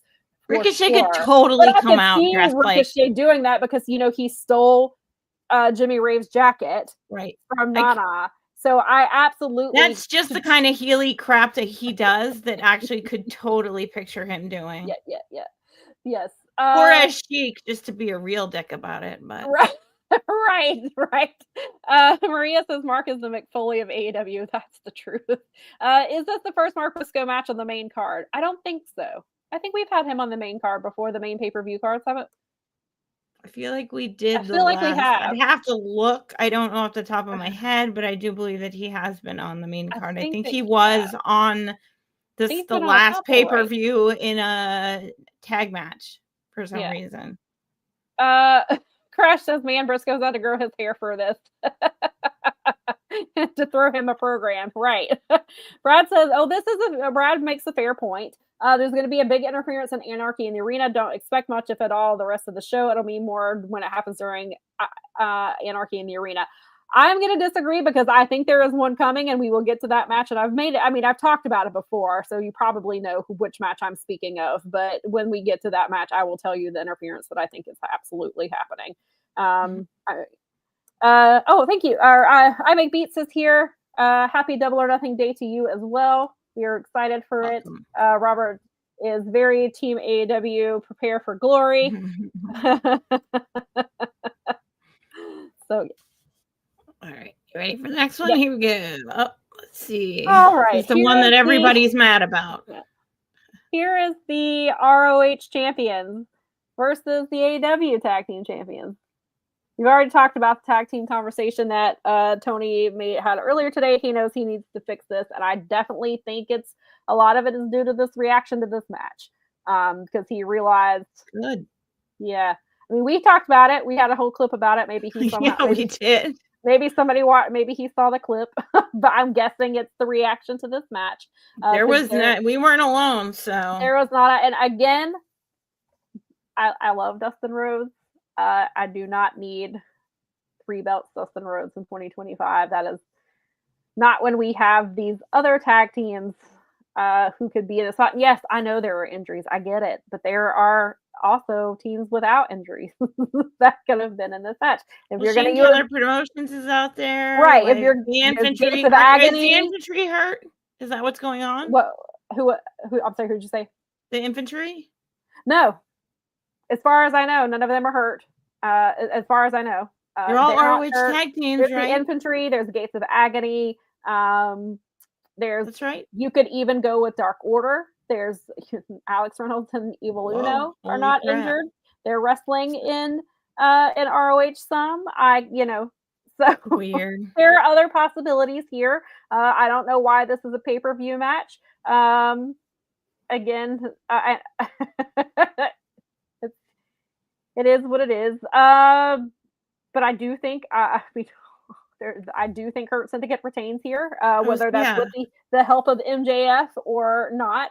I think this will be a solid match. Sure. Maria, I will put up these other comments. Maria says she will be making a sandwich during the match. She read my mind. I was just going to say, Sam, this is where you and Nikki can go get Miley outside. And this might be I'm thinking this match is going to go on second. Unless there's something huge happening here, which again, we've talked about it for weeks now. If Cedric Alexander is coming, this would likely be it. This would be the spot. Cedric has also got a ton of indie matches scheduled. Like he's keeping a busy schedule. I am scheduled to see him at the end of next month. He is supposed to be making his Ashe debut. He just got announced for. He just had last week. My friend went to DPW. That show airs tonight, but he went to DPW last week. He said Cedric looked great. He looked like old indie Cedric. Cedric is trying to rebuild himself. The AEW. Ashe has not put it on their Twitter account. I don't think it's been on their Instagram, but they've done these 2 really great clips of Cedric, and he's trying to find himself post WWE and who is he? He came in with all this hype. He had that huge match with Kota Ibushi, and then he said, and then I was on top until I wasn't. And then he's been kind of fighting for that. So does that include AEW? Obviously, there are a lot of things that happen. We've talked about at length, where this could be, where Cedric there's issues between Tony Khan and Cedric's wife. But there are also, we've talked about the reasons why he could come. So outside of all of that, perhaps this is where Cedric comes. There's also the MJF. There's also been the long rumored stuff with Richard Holiday and Alex Hammerstone, who were with MJF and MVP and MLW. Both of them are free agents, even though Alex Hammerstone has been working in MLW recently. Obviously, I don't know that he's on a contract, so it could be something where he's open to come. So there's also those possibilities that will, as well, regardless, Hurt Syndicate wins this match. Yeah, I don't see any scenario where they don't win. It just seems like kind of a slam dunk. This is your match, Sam. You found one. Yeah, Curry. Totally. See, this is it. The only reason this match for me would not be that is because I want to see if Cedric is coming. Fair. That would be the only reason why. And again, I would get a Dustin Destroyer. I expect at least a Dustin Destroyer because I get them pretty much every match. He does spoil me with those, so I appreciate the Dustin Destroyers that I get. So, Brad says he doesn't have an issue here. Sammy's going to bump like crazy. Dustin's going to bust his ass, and Hurt Syndicate will be dominant. This match will be perfectly good discussion about other teams aside. I think it's going to be a solid match for sure. Robert says he sensed the presence of Cedric Alexander. Nate is here with us for the first time. Thank you for joining us today. Happy Double or Nothing Day, assuming that's what you're here for. Crash says, fair play to Dustin Rhodes. He's been in the building. He's been building this up. Likes it, an existential match. God bless him. Yeah, he is doing his best to get this match over. He knows the fans are not happy, and he's just doing his best. He's doing his best. Which I appreciate. I appreciate that. Fernando says the Hurt Syndicate MJF segment on Dynamite took a very long time and was underwhelming. Yeah, it kept feeling that they were building up for something, and then Sons of Texas came out. And that is not a shot at them, but it just felt like they're building for Cedric Alexander, or they're building for MJF to do something to screw them, and then it didn't happen. So I would agree with that. TK was talking about Brody King's tag partner who is currently hurt when he comes back. Yeah, and that's what we've been saying, Jermaine, as well, that we know that I do think that Hounds of Hell would be the one to dethrone him, but as far as I know, there's not a timetable for Buddy's return at this point, and so they're just kind of rolling with it. And so until that happens, until that happens, it's going to be a while. Good. Yeah, so there's Fernando says Sammy has go away heat. Brad thinks that because Hurt Syndicate is working an indie show with Cedric means he's not coming in. Random indie show isn't getting their first appearance as a team over AEW.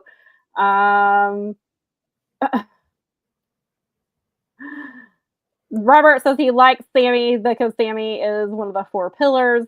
Curryhead says, after this match and what is left of the tag team division in AEW, there is no strong tag team in this company. Where are the new tag teams? I think that's why GYB is back. I think they're going to start building GYB into being that team. And I don't know when they're coming, and they may come to ROH first, but the Workhorsemen have been cleared. They have both said it last week. Both men are cleared. They have not wrestled together as a tag team in over a year. Last night was the Dean show. That was the memorial show to the wrestling writer who passed away. James Drake did end up having to fill in for Filthy Tom. They announced that a few days ago. He wrestled last night at that show. Obviously, AEW was involved in that show. Tony was involved in that show. So Workhorsemen will be making their way back, whether that's on the main roster or in ROH or both should remain to be seen. So at least we have one healthy tag team on the way back. Yeah, nice. All right. So Nikki told Brad to hush with his logic. So this match finally became official. Last on Collision on Saturday, we talked about this last week. Speedball challenged Okada. Then he was beat down by LFI, and then Thursday he made it official. So Okada is wrestling Speedball for the Continental Championship, and Speedball has been here for 2 months and is already getting his second title match, and he's been an integral part of what AEW is doing. So what are your thoughts on this one, and who do you think gets it? This is tricky because I love Speedball, and I think that he could make a great Continental Champion.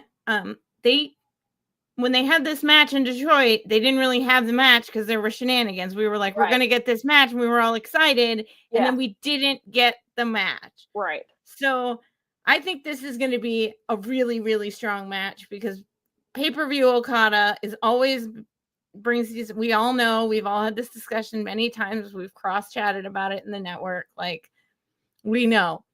And Speedball is awesome, so he'll just step up. I mean, this is going to be a really great test for him. I still don't see him winning the Continental Championship right now. I am wondering. Hope he does, because I think that'd be fun, especially since like maybe they need to move Okada away and get him into the other picture because of the Kenny thing. Right. So this is, this match. It feels like, not that they can't. They got 7 weeks. They can make it happen. Yeah. Feels like they're moving away from Okada Omega for All In. It feels like that perhaps is not the place it's happening. I don't even know that it's happening at Forbidden Door. Feels like they're kind of moving away from that match in general. Also, that match does not need a title, although Kenny is the international championship. So they could do that. They could go with that. So Speedball Bailey could win this title tonight.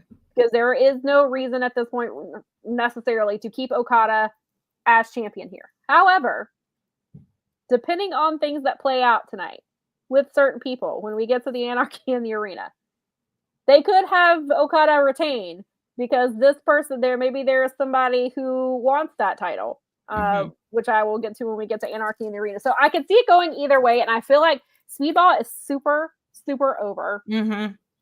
Do you belt him, though, with Kevin Knight on the way back after, because Boss J ends June 1st.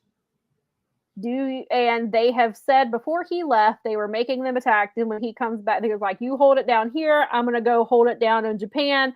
When I get back, we'll team again. So that's the only thing that makes me think maybe Speedball doesn't win this because they're going to keep Speedball and Kevin Knight as a tag team, and you don't want one of them having the title. And so I think Okada may, for those reasons, and then whatever they're doing with him at All In, he may retain. I think this match is definitely going to be a banger, but I didn't really know who was going to win this, and I still don't. But I think I'm going to go with Okada here. I like not knowing, and that's something that I always say is that I always like not knowing, though. I like the element of uncertainty. It's not supposed to be built in. So and then we've got the chat here who says they all, I think everybody kind of agrees that this could be match of the night. McBeat says Okada will have to turn up the pace against Mike. No slow Okada tonight. Should be a great bout, though. Crash says a first loss for Speedball and AEW. Hope Okada turns up. Seems more serious. Ditch the blonde hair too. Yeah, he did ditch the blonde hair, which typically is the sign. But Kenny does that too. Kenny will do the gray hair thing or the silvery hair thing too ahead of certain big matches. And Speedball lose. No matter how you think Okada has been booked, Speedball losing to Okada is not going to hurt Speedball. No. That's if that is his first loss in this company, Speedball will be fine. So many people have lost to Okada over the years and been perfectly fine in their huge stars. See Will Ospreay. I was just about to say Will Ospreay is a prime example of that. Robert says Stress by Justice should be the official theme for tonight. Brad says this is a sleeper match of the night. Speedball loses and moves back to tag teams with Kevin Knight to be awesome there. Okada moves back to Omega and combines the titles and get rid of this one as the plan. I don't think they're combining the titles. I still don't think that's the plan, but I could see it being that. I think a lot of people think that agree with that theory or think that's what's happening. I hope they do Okada Omega, but it seems like they've kind of moved away from it a little bit. Jermaine says, according to TK, Speedball tag team partner will be back just after the Super Junior. So yes, he will be. Kevin will be back. He has been doing, even though his record may not necessarily reflect it, he has been having, I've really enjoyed everything he's been doing. That match with Ishimori last night was great. Cool. Well, technically the night before, but it was really, really good. Yes, Kevin Knight is great. I'm glad that the people are seeing it. We love him. Crash says Kenny's another, along with AC and really Okada too. No champs have really defended their titles. It's kind of crazy thinking about it. Yes. Yeah, it is. I know it's because they're setting up this Anarchy in the Arena match. Well, at least for Kenny anyway. Fernando said, I think Speedball scores the upset victory and Okada wins it back a few weeks later on Dynamite. That's certainly a possibility. We've got, oh, and when they wonder, well, there's also the big Dynamite show at Arena Mexico coming up. Oh yeah, month. I didn't even think that. This person, it's El Inferno, I believe. Sorry if I'm pronouncing that wrong. It says that he's retaining at All In. I think he is talking about Okada here. I make beats. Okada is the final boss of wrestling. Anyone can lose to Big Cheeks and be fine. He is a god. Yes. Yeah, except for Robert says Julia is God. But she's certainly God of. She is certainly the boss of Hounds of Hell. She sure is. She is the leader. Yes, she is. All right. We're going to go on to the next one. Next. All right. So now we are getting to one of our tournament matches because we know the other tournament match is the main event of this pay-per-view. So the women, which we'll get to with Anarchy in the we'll just say it. On the one hand, with Anarchy in the Arena, the women were that would have been the main eventing the pay-per-view on a technicality. However, I would rather than main event on their own in their own match without any of that. So I'm kind of glad that it's not the main event because I don't want, because I guess some people are like, well, the women are screwed out of a main event, but I want them to have a proper main event. I'm so glad they're still making history being an Anarchy in the Arena, which I'm hoping will eventually get us to a Blood and Guts, an all women's Blood and Guts. But I want the women to have a proper main event for their first main event. Yeah. So I am not that sad about it. But I just want to get that out of the way. But here we have the AEW World title on the line, and I forgot that clearly I was thinking of the tournament match, the Owen match, not this one. My brain got ahead of me. That's okay. Regardless, I stand by what it says. Right. Yeah. But here, we'll back it up now that my brain is correct. Now, so now we have the AEW Women's World Championship. Timeless Tony will be defending against Mina Shirakawa. What are your thoughts here, and who do you think takes this one? All right, so I think if Mariah May is coming back to AEW, this is the match. If she is going to WWE and we don't see her tonight, and I don't know, then she's gone, whatever. But I definitely think that Mariah's coming back. I guess Mariah has been posting about this match a lot. She's been posting about it today. She has been posting about it and posting her title, and maybe she's trolling the internet because, wrestlers like to do that, but she has been very active. She has been very active today talking about this match. But I think that this scenario seems like Mariah comes in, causes Tony to lose the title, and Mina gets it for a little while. But I think that this is like the fall of Tony Storm maybe happening tonight as a result of interference. That was kind of my theory, but I think an interference is happening elsewhere in another match. Okay. So I do think Mariah is coming back tonight. I think this is where, if she's coming back, it's tonight. This match. I think she's going to try to cost Tony the match, but also I think she's mad at Mina because she's going to finally learn that Mina, because when Mariah was champion and Mina was in Japan with Tony in story, Mariah did not know this. That's right. And I think that she's going to be very mad at Mina. I don't know if that, so perhaps she cost Mina because she doesn't want her to take that title. I do think Mariah comes back here, and I know, but I do think I really think a match interference happens in the other women's match, and we'll talk about, and I've talked about it for months, so it's not a surprise. But I think you might be right. I think Tony still defends the title at All In. All right. I do think that, but I do think that we see the return of Mariah May tonight. Even before her tweets about this, this week, I thought that this is where this was. I thought Mina is what makes her come back, whether it's to get interfered or to interfere in this match, or it's just coming back post match. Or something like that. I feel like Mina is her reason for staying because she has such a close friendship with her. That's been this story they've been telling. Perhaps if they do a tag team division, you could put Mina and Tony. Mina and Mariah were rose gold. They were champions in Stardom.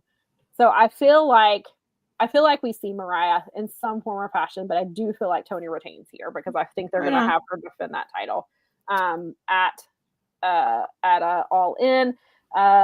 Check the comments. Yes, Tekla she's not hiding it. She is in Arizona. She started posting yesterday. She is not hiding the fact that she's there. I guess because we all know that's what we all know that's what the spider is for. She's definitely here, and she'll be here somewhere. So then we have, before we go on to this match, I was going to get to some of the comments. Vinkin says that Tony wins. Daza also thinks Mariah comes back. I prefer the story stays ended, however. Yes. So Sam, you're telling us that Mariah's coming back. That's my prediction. I don't know how much of a hot take it is because I think a lot of people probably think that, and it's probably not that bold of a prediction. Maybe it's just super obvious and it's not happening. But to me, well, if it's gonna happen, it's got to be here. I feel like Mina is drawing her back in. Perhaps they wait till Dynamite, but I would do it here. Robert says Storm versus Monet is a dream match. It is, but I don't think that's the match we're getting, but I'll get to that in a minute, or whenever we get to it. Maria, Timeless Tony wins in a squeaker. Oh, I certainly could see that being the case here. I make beats says I love Mina too. Great 3-way at Resurgence with my CEO, Crash Out Monet and Azumi, which I still need to go back and watch that because by the time I was like, oh, we got caught up on Boss J, and I was like, oh, and then so we were watching something else, and I was like, why didn't we watch Resurgence? We would have had a perfect night to watch that. So I got to get to that. Brad says, I don't think they screw with the All In plans with changing the title. Everything has been playing up to Tony walking in All In as champion. Crash says, Tony Brutus Beefcake called it, and he said he was just excited for this feud to end, to be honest. Not sure why. Ellen Furno says maybe Mariah might just return. She's been very active on social media about AEW. You have seen it too. Who is the better dancer, Tony or Mina? I think I'll have to give it to Mina. Let's see here. And unless it's a swerve and she shows up on NXT tonight. There's not is there an NXT show tonight? I don't think there is. Some people think that she's going to, I saw somebody predict that if she's going to WWE, she debuts at Evolution. Was their prediction. Is there? Okay, apparently there is an NXT show tonight. I hope not. We'll just put it out. Battleground. Okay. I don't know why I wasn't thinking it was tonight. That's right. I totally forgot, and I meant to. I didn't realize it was tonight. I thought it was I thought it was. Oh, that's right. Sense. They counter booked it with Double or Nothing. Right. Then I see what you're doing over there. They're not competition, Sam. That's what I've been told. All right, let's go on to the next one. Okay. Anarchy in the Arena is here. Without Gabe Kidd. Yeah. I'm just gonna go ahead and you know what, you go first, and then no, I want to hear all your theories because you have a lot to say about this. I do have I'm really looking forward to this Love Anarchy in the Arena. I'm so glad Willow and Marina are in it. I hope they actually get to do some cool shit. I think they will. I think this match is going to be really cool. I don't know why the hell Gabe Kidd was even involved. Gabe Kidd's reasoning makes no damn sense. He's basically, you could have just went with the Bucks said, I saw you, we wrestled each other at Resurgence. we need some help against Team AEW. I'll give you some money. Come help us. And he's just like, why does Gabe if Gabe hates AEW? Like that's been his whole thing leading into Wrestle Dynasty, leading into the match with Kenny Omega. He hates AEW. He is New Japan until the end. He bleeds cerulean blue. Why is he here then? He's not even in the match. And like his reasoning, like why does, because he was talking about they are eating AEW from the inside out. Why does he care then? If he hates this company so much, why does he give a shit what's happening in AEW? Like this doesn't, the reasoning behind this makes no sense to me, especially with the story that Gabe Kidd is saying. And I know. And so, yes, I absolutely think Eddie Kingston is coming back tonight. I think he is the whole reason. It is to set up Gabe Kidd versus Eddie for Forbidden Door. So going back to Okada holds the title that Eddie had first, and then there's the strong. I mean, then so I don't know that he wants that back, but there was the strong title. Obviously, Eddie had the strong title when Gabe Kidd injured him. Gabe had that title for a while. Gabe no longer has that championship. That's the one. Ishii has that title now, I believe, right? I think so. I think that's the title Ishii has. So yes, I think this is leading to a Forbidden Door match, but I don't think you needed this to get to that because Eddie has enough of a reason to come back. His best friend, Jon Moxley, has been teaming with his arch nemesis, the man he hates the most for months. Jon Moxley, in that, again, going back to that up close interview with Renee, said Claudio was his number one. He would die for him. Your best friend says he will die for your arch nemesis. For me, that is enough reason to come. That is enough reason for Eddie Kingston to come back. Because it doesn't take Eddie much to have a grudge and to find a reason to hate somebody. We talked about this several months ago. He kept calling himself the King. Clearly, it's not at the Mad King. King references. Maybe a little bit of Suzuki, but yeah, right. And then there was he made some other comments in there that seemed directly aimed at Eddie Kingston. Again, the one thing that does not line up about him being the one to dethrone Jon Moxley is that he's not the young guy, because the whole thing is Jon Moxley's, I want there to be a million Jon Moxleys. I want them to move the business forward. I want a young guy to step up and take the title. Clearly, Eddie is not a young guy, but I don't think he's coming for that title. But I think he is here. He's been at home watching the Death Riders. He's fed up with it. Again, he's been fuming for months because Jon Moxley is teaming up with Claudio Castagnoli. I think that is enough to drive him even more mad. Yeah. So I don't think that Gabe Kidd was needed. You could get to the Forbidden Door match at a later point. I don't think he was needed here for that. I assume that that's why but he's not even in the damn match. Yes, he'll probably be on the outside.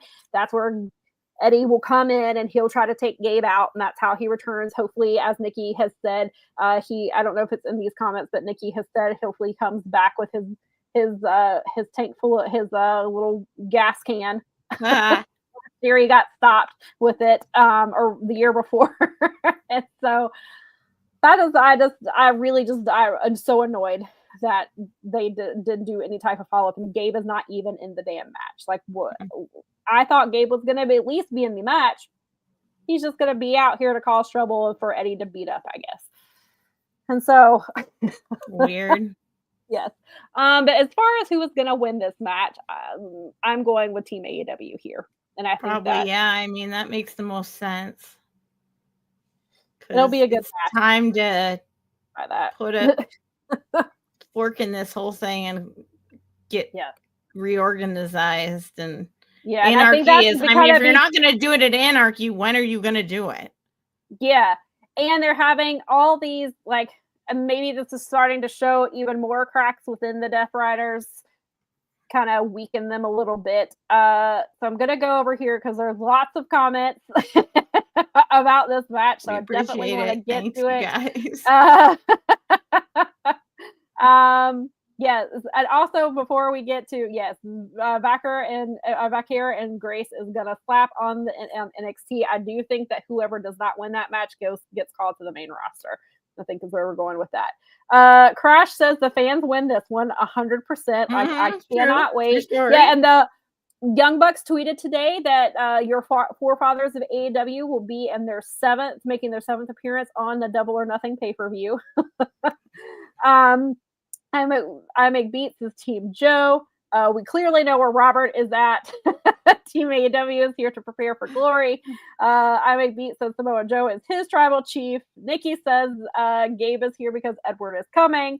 I make beats says Mr. Kingston returns. I hope because he's the man.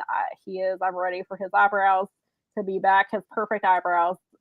Brad says Willow gets the pin on Moxley to set up a title match on Dynamite. Gabe Kidd interferes to set up the return of Eddie Kingston. You know what? I'll take that scenario. That'd Brad. be awesome. Because Mel said that they were talking about why doesn't Willow just try to get the title because it's AEW World Championship. Right. Let's just do that. Sorry, I like Ospreay. it. Yeah. Sorry, Will Ospreay. It's Willow now. You have to fight me for it. Yes. I make beats says Mad King. Crash says Gabe will be interjecting himself in this match faux show. Yes, he will. I make beats says the only explanation for War Ready Gabe is because Eddie is coming back. Mm-hmm. Gabe works for Moxley, not AEW. That's why he's not in the graphics. He said it. I think it's a huge chance Moxley is retaining it all in. Fair enough. He did say that he does work for John Moxley, which is true. However, it still goes against everything he said before. But whatever. It's happening. And we'll just have to deal with it. Fernando said he thinks Eddie Kingston is going to, I don't know he had a typo there, but yes, Eddie Kingston, I think, seems to be the prediction that he's coming. Why have Gabe and AEW with the hated heels? Because to get him over, because he's a super hated heel. Nikki said he said that he ain't ready to wrestle, but he can stop Gabe shenanigans. And yeah, funny enough, how Eddie Kingston, I'm not ready to come back yet. I'm still dealing with my mental health. I'm struggling with that on a day-to-day basis, on top of trying to come back from an injury. Just happens that interview drops just days before. Weird. So funny how that happens. It's probably just a coincidence. Yeah. I mean, he doesn't have to be healed to set somebody on fire. He can come down with his gas can and, or throw maybe Jericho, even much as he hates Jericho, maybe Jericho taught him how to throw a fireball at somebody. I mean, it's entirely possible. Nikki said he ain't ready to wrestle, but he can stop his shenanigans. I think Eddie Kingston, hang on, my comments have stopped loading or have stopped posting. Lovely. Eddie Kingston's going to come back to neutralize Gabe Kidd. Gabe injured Eddie in his last match. Mackenzie says AEW have a better built-in story with matches tonight and but our ground not enough to build with a storyline Raw will read the process. Yeah, I don't keep up with NXT as much. I do know a little bit about what's happening. I thought I was thinking Battleground was later, but then I forgot they counterbooked it. Yes, Eddie Kingston did have major surgery that requires screws, and he was supposed to the target date was him returning this August, but he has said in previous months and videos he posted with he's been working with Cesar Bononi, and there were reports a couple of months ago that he was working to get back ahead of schedule. So I would not be surprised to see him return in some, even if it is just to stop him. Crash said Mox is just trying to hire more bad guys and it improves the morale. Death Riders is the Darby story. No, please rewatch the promo where Moxley challenged Darby for his title shot. I don't think they're doing. I mean, I know that was the initial thing. I don't think Darby is the one to defeat, not for the title anyway. And Darby is still trying to come down the mountain. His body is going to have to readjust. It's going to take him, again, as we talked about last week, it is Darby, so he will probably try to speed up the process. But generally, that takes a few months to get your body reacclimated to your normal environment, plus getting ring ready. Again, Darby is Darby. And so would Darby try to show up at All In? Perhaps. But I think it's more realistic for him to come back later, but we shall see. Also noteworthy, the Young Bucks gave Eddie an EVP trigger after Gabe had injured him. Ooh, that is right. I had forgotten that. You are correct. That nice is. Job. So he has one more reason for him to come for them. Yes, and they have teased Chris Statlander interfering in the match. There's going to be a ton of interferences that might set a record. Also, just because you said that, that reminded me, yesterday, Mariah May posted a picture of her. I mean, I don't think it was a recent picture, but she posted a picture with her and Chris Statlander yesterday. Huh. Again, could just be trolling the intranets because we're clearly talking about it. It could be that. Yes. Fernando says, I've wondered about that too. If Eddie Kingston doesn't come back tonight, then Jack Perry is who returns. I thought before Shibata came back and they had like who is this one person going to be? I thought it was going to be Jack Perry, but I thought they weren't going to announce it until tonight. You know, the match would start and then that would happen. I saw that too, Jermaine, that Athena has said that she is home tonight for Double or Nothing and could be watching very closely. I think she's lying because wrestlers lie.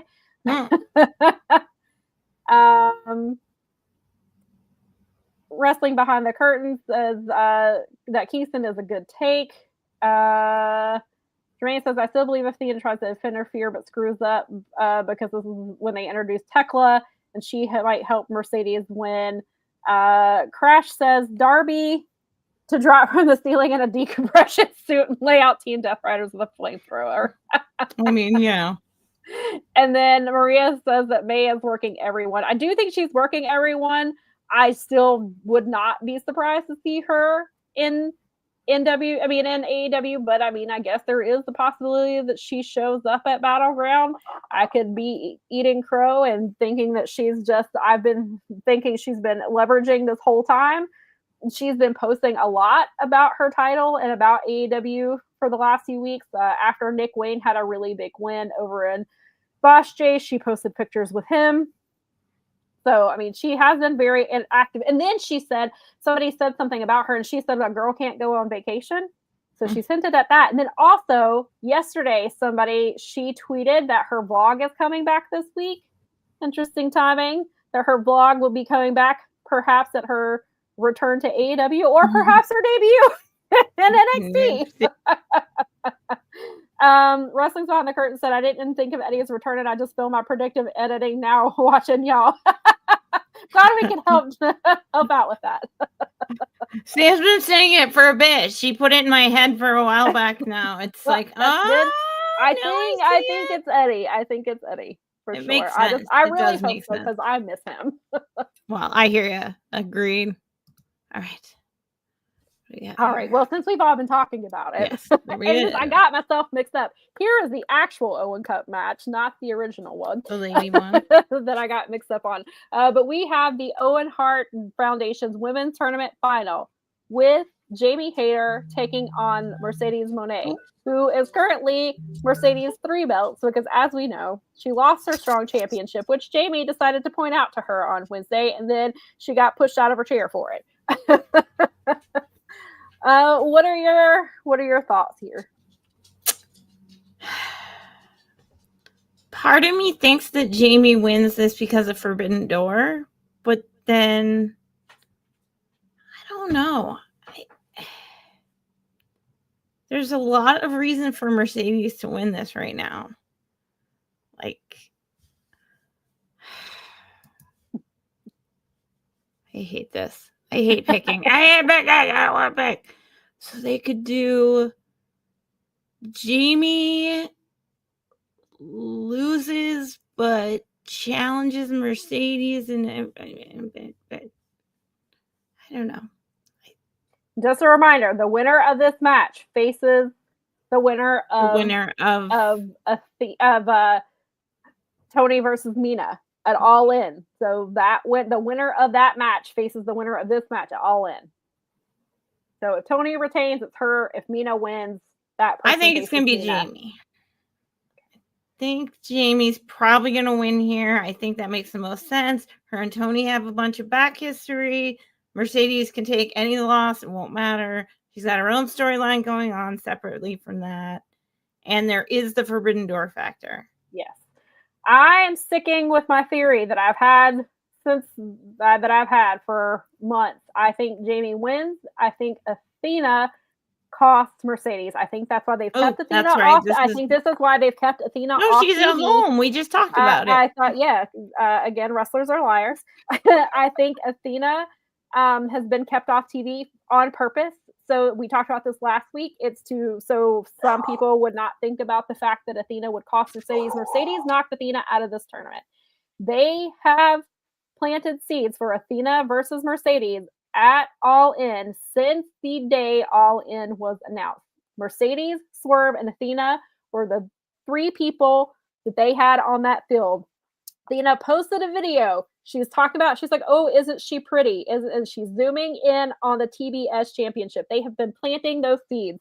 I think that is the match. I think we're getting Athena versus Mercedes at All In, and I think we're getting Jamie versus Tony at All In, and that Jamie wins and she goes into Forbidden Door as champion. I'm gonna stick with that. So I'm gonna stick with my prediction here. I think Jamie wins this, but I think it's because Athena cost Mercedes. Not that Jamie can't. Now that's not to say that I don't think Jamie could win on her own, but I think Athena. If you have known anything about Athena and her I think she's been champion for over 850 days now. Athena is a very vindictive lady.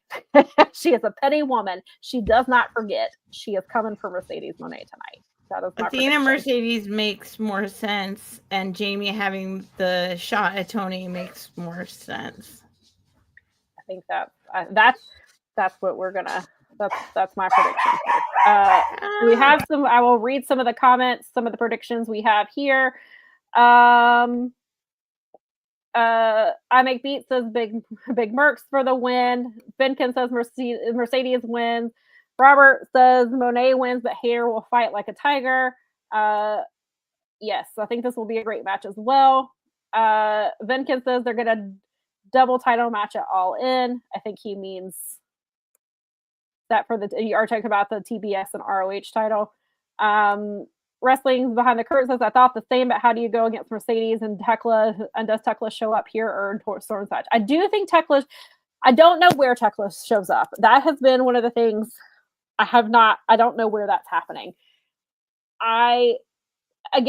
Tekla cost Athena at Wrestle Dynasty. She also cost her a match. But Athena, if I remember correctly, if I remember the order, Athena cost Tekla a match in Stardom. So she came to Wrestle Dynasty and she cost Athena the match, the 4-way women's match, because the winner got a shot at the title of their choosing. And Athena lost that match because of Tekla. Does she join up with Tekla because of that? Or does Tekla come interfere? Like, I don't know that you can't, I don't think you hold Tekla off until All In and have her get involved there. I think she comes before that, especially because they've been predicting it. And wrestlers could lie. Maybe Tekla is posting old pictures in Arizona and tagging that as her location. But my guess is that Tekla is actually in Arizona. I absolutely think Tekla debuts tonight. I just don't know where, but I still say, and as I've mentioned before, I believe that if Mercedes loses by disqualification, that she keeps her undefeated streak intact. So I believe that's correct. I could be wrong, but I want to say that that's how that happens. Mackenzie says Jamie. Inferno says I pray for Jamie, but Tony versus Monet is the bigger match. I still think they can get to that match. I just don't think it's going to be at All In. But it could be. Maybe I've been wrong for months. Maybe I have just been playing myself for months, which is certainly possible. Crush said, I hope Hater wins. And then the Athena curveball comes to fruition. That could really work. Unfortunately, I don't think they're that shrewd with their booking, but one can hope. David thinks that Camille could come back. I don't know that we will ever see Camille again on AEW television. But there is always that possibility. I could be wrong. Fernando says, my stance on this match remains the same. You go with the bigger money match in Mercedes versus Timeless Tony. I think people are underestimating how big Mercedes versus Athena is. And I get it. Mercedes and Tony. Well, it's been behind the paywall a lot. So if you don't know, you don't know. Yeah. So I feel like people, and again, maybe I've played myself. Maybe I have booked myself into a shoot. And maybe I'm way, way wrong about this. And then I will have to reconsider the last 6 months. It's certainly possible. Maybe they've made me play. They've made me play myself. And again, listen, if we get Mercedes versus Tony, I am not going to be mad about it. No. It will be an excellent match. However, I just really, really want Mercedes versus Athena. Yes, we did get that match already, but I want that. It makes sense in Texas. All in. That is, especially with it being Athena's home state as well. You have that added layer. But again, I could be playing myself. Sam, you're making me doubt myself now. I can see that happening. Vinkin says Tekla Athena grudge match already happened in January. Yes, you're correct about that. You're right. I had forgotten.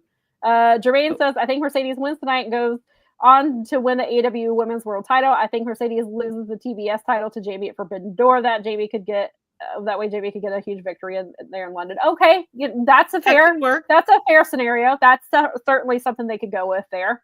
Okay.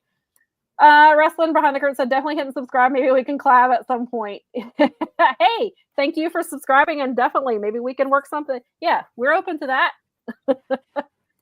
And then I Make Beats said this is a close contest on the bet nods. Oh, I bet it is. Yeah, true. I think this is I'm excited for a lot of matches, but I think this is one of the ones definitely it's a big one, and a lot could happen here.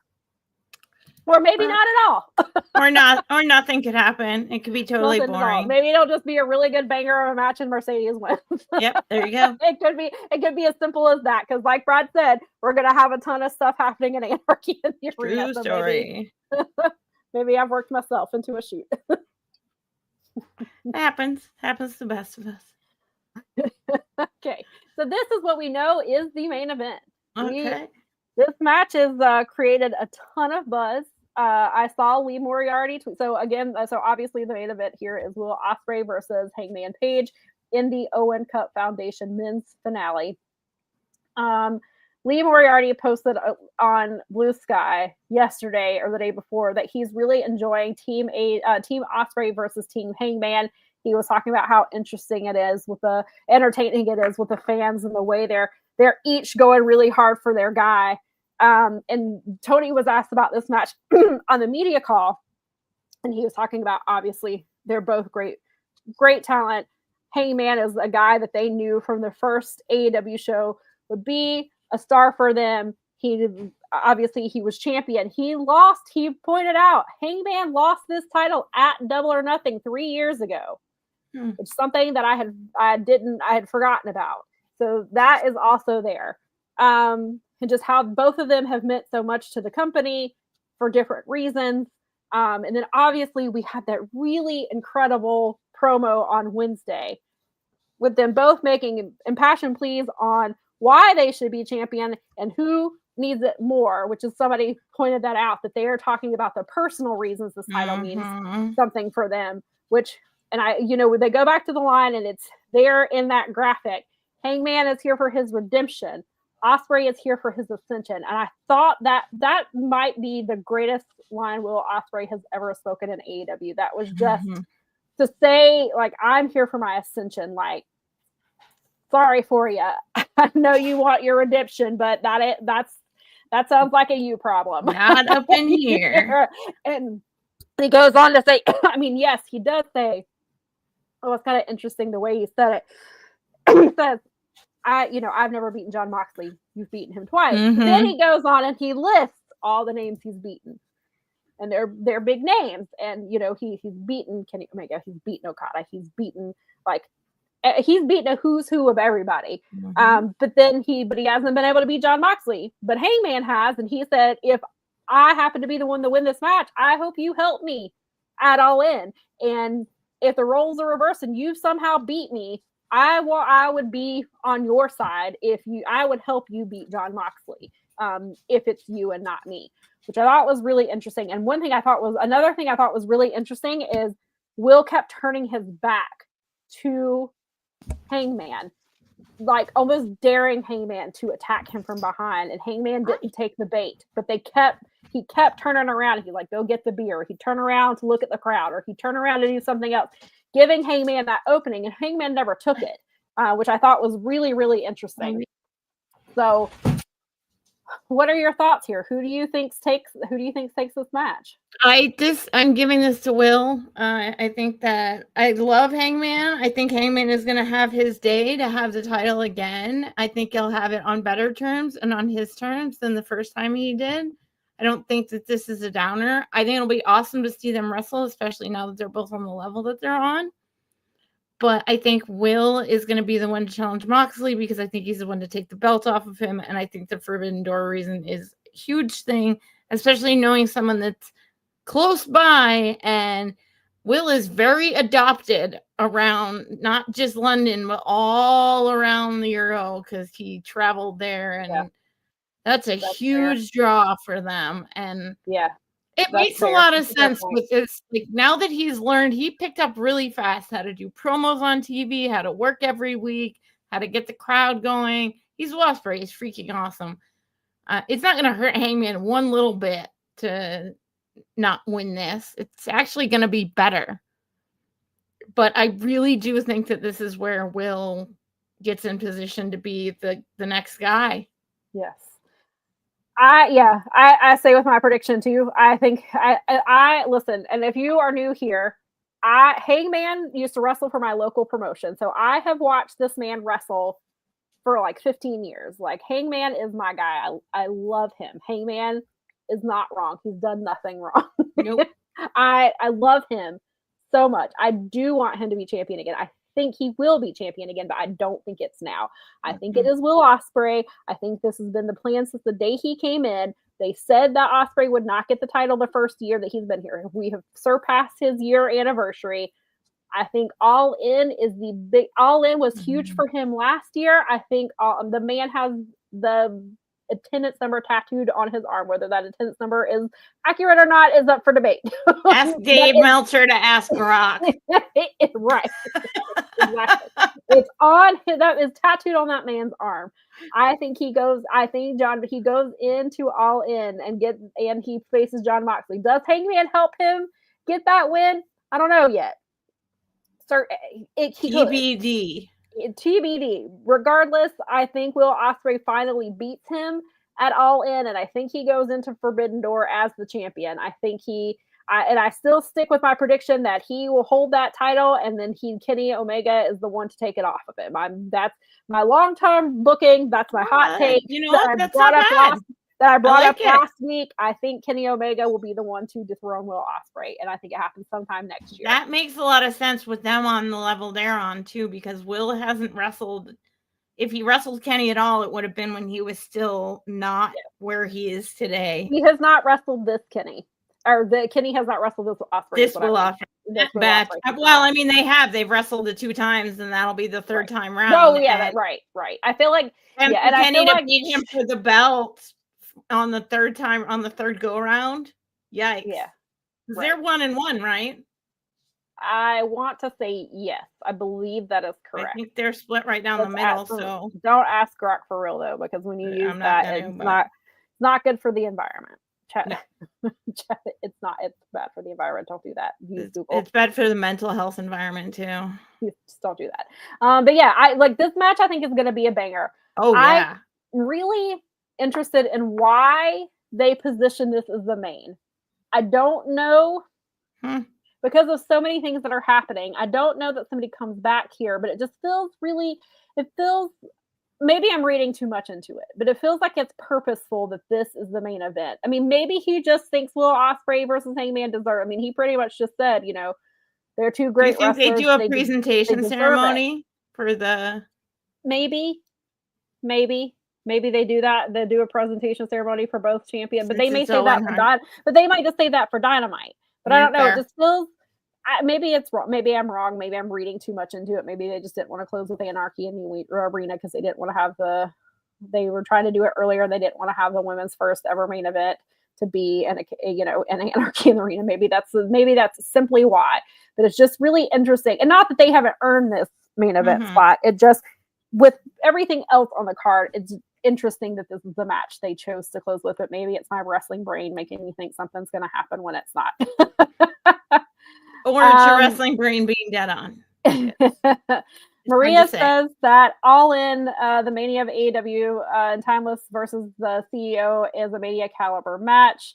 Inferno says that he also wants Athena versus Mercedes. Mercedes loses. Maria says that Mercedes loses the TBS title to Jamie at Forbidden Door. I Make Beat says, as much as I love Mr. Hanger, I vote for the Billy Goat Will Ospreay bruv. Nikki agrees.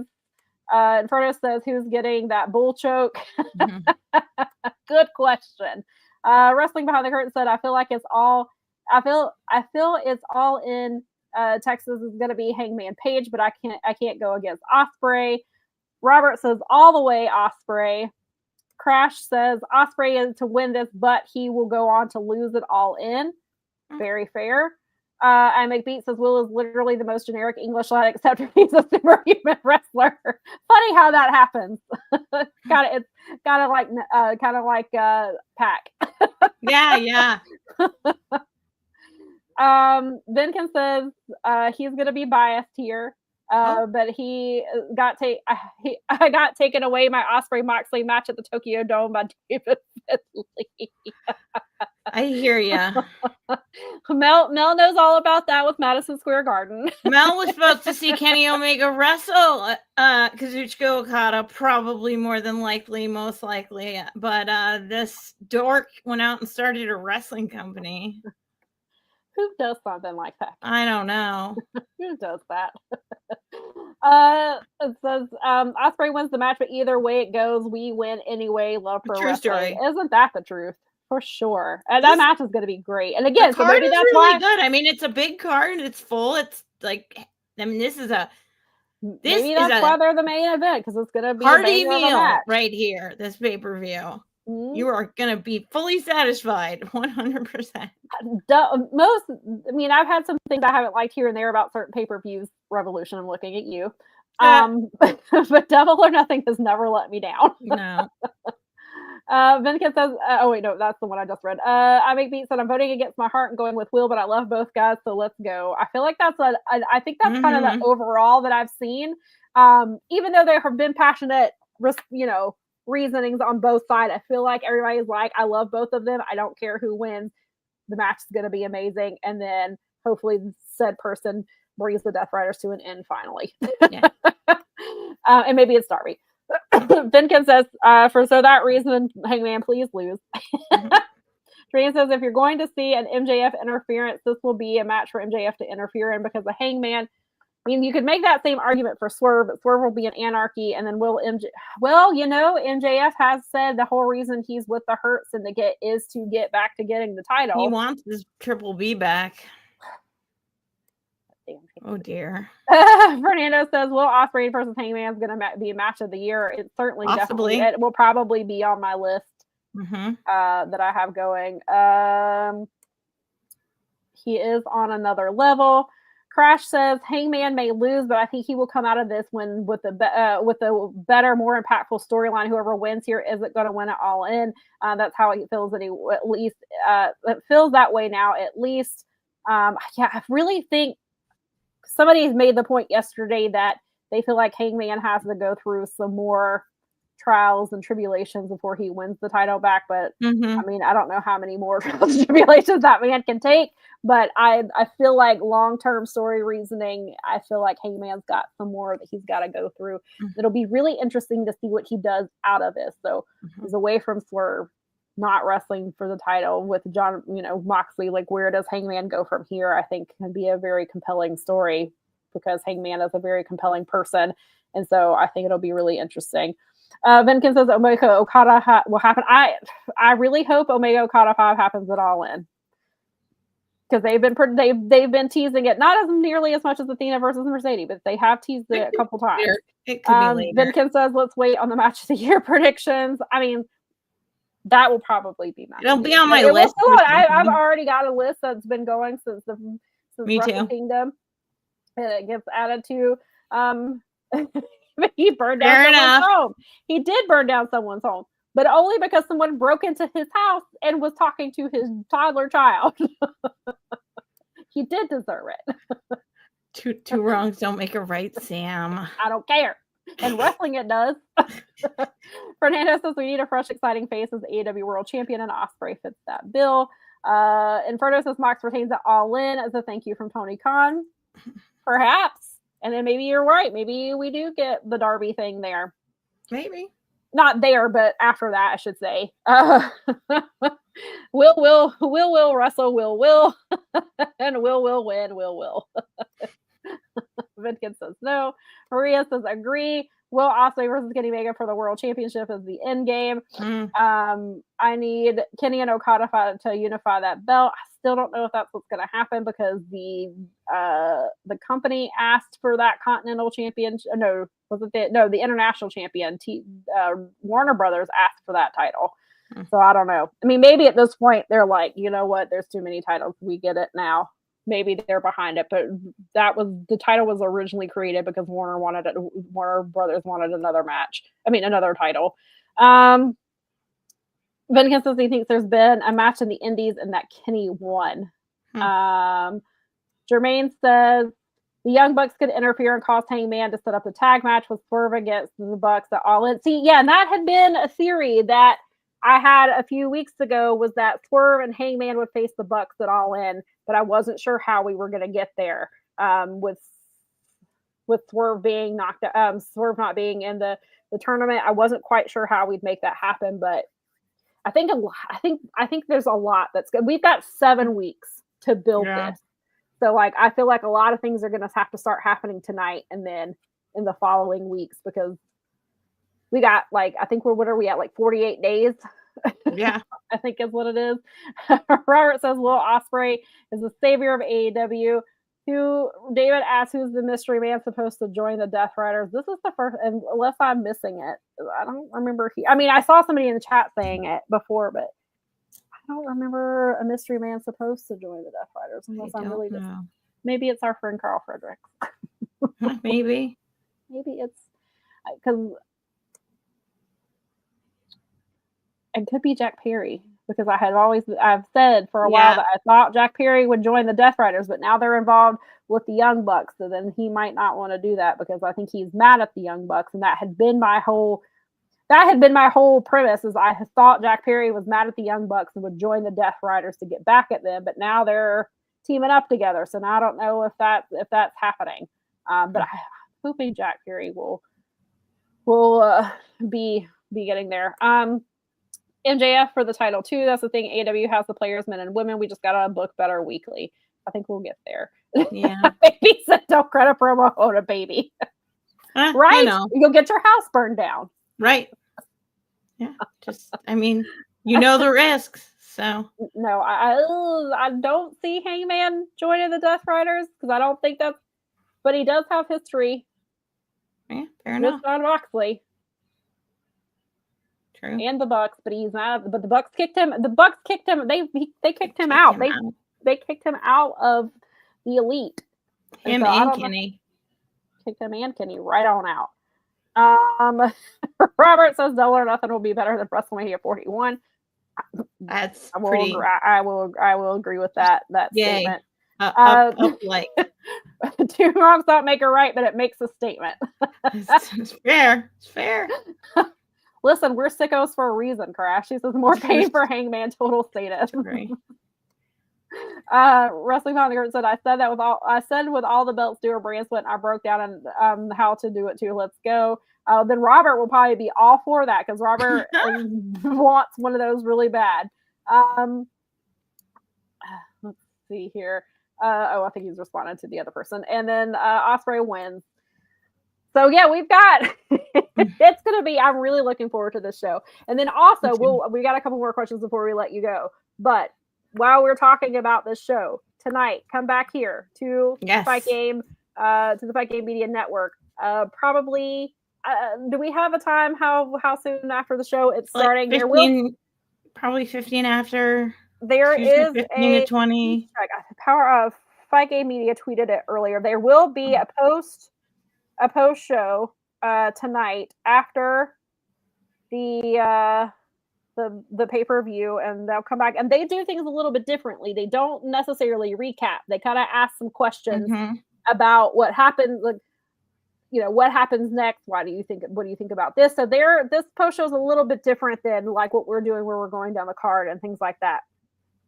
Okay, so they did not give a time. They just said that after the show tonight, Jeremy and Jeff Hawkins will be doing the Double or Nothing recap show. So I don't know. Turn on your notifications. Yep. Also, if you follow Fight Game Media or Power Bombshells or our personal pages on Twitter or on Blue Sky, we will post that as well. We'll let you know when they're live. We will retweet the links and make sure that you got that too, so you can come back and you can come join them in the chat and tell them what you thought about the show. Definitely come back next week. We will definitely be here for the Double or Nothing fallout that is going to be happening. Yeah. Wrestling Behind the Curtain says I like maybe the Intercontinental belt being the main on Collision. Yeah, that's an interesting thought. They could, because TNT's there and TNT's not being defended. So Ospreay wants the belt All In London next year. If they crown him in Texas, it will not be as big as crowning him at home. Fair point. So Mel, what do you think is going to be your match of the night, and what is your sleeper of the night? I'm going to call Okada and Speedball the sleeper, and probably the main event is going to be the match of the night for me. I mean, I love watching Will Ospreay wrestle in big wrestling matches. He is something else. And I really think because Okada tends to show up for pay-per-views when he doesn't show up the other times, it's going to be great for Mike Bailey. Like, that's going to be great. Speedball's going to have a heck of a night. Yeah. I think Speedball, Ospreay, I guess, looking at the card, Speedball, Okada, I'm sorry. A lot of good stuff on this card. Looking at the card, I guess it would technically be the sleeper.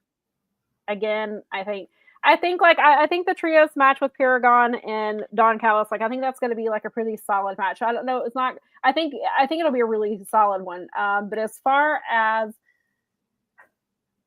match of the night, I do think like Anarchy in the Arena is going to be a banger. It's going to be a blast. It's going to be a ton of fun. Obviously Ospreay and Hangman is going to be probably one of the matches of the night, but I think Mercedes and Jamie are going to have a really, really good match. I don't know if you would call them the sleeper. I mean, maybe with this card, potentially you call it sleeper match. And I think Tony and Mina, I think that's. I was just going to say, Tony and Mina could be a pretty dang good match. I think that's a really good match, and I think it is being overshadowed by Mercedes and Jamie because of what's in. Not because of basically we don't know if Athena or Tekla is involved, but also the winner of that match faces the winner of Tony versus Mina. Clearly that match is going to happen earlier in the show, and then I expect the winner will come sit down and watch that match most likely. But I think that Jamie versus Mercedes is going to be a really, really good one. I think both tournament matches are going to be really good and probably maybe for matches of the night. But yeah, I think Okada Ospreay is just gonna Okada Speedball. Good Lord, if I can get it. Okay. Okada Speedball, I think it's gonna be a banger, and I'm looking forward to it. And so I believe that is it. I think we've covered everything. I don't know of any surprise Double or Nothing matches that have been added. Would not surprise me again. As soon as we go off air. Right. As soon as we go off air, he's going to announce something. I'm scanning over their Twitter real quick. 13 minutes ago, they said an exclusive look at the cold open. They have posted that. The buy-in starts at 6:30, so you got 3 hours until you got to come back for that. So far, it does not look like anything else has been announced for the buy-in, but I expect something will get added. Or the show will just start, and then we'll get, like, the premier athletes. Beast Mortos is back. He wrestled at the Dean show last night.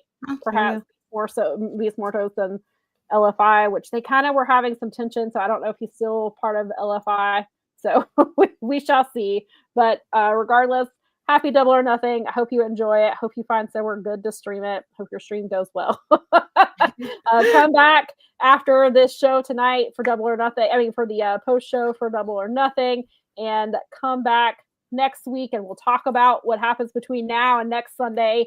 And thank you for being here with us today. Yeah, have a good week, everybody.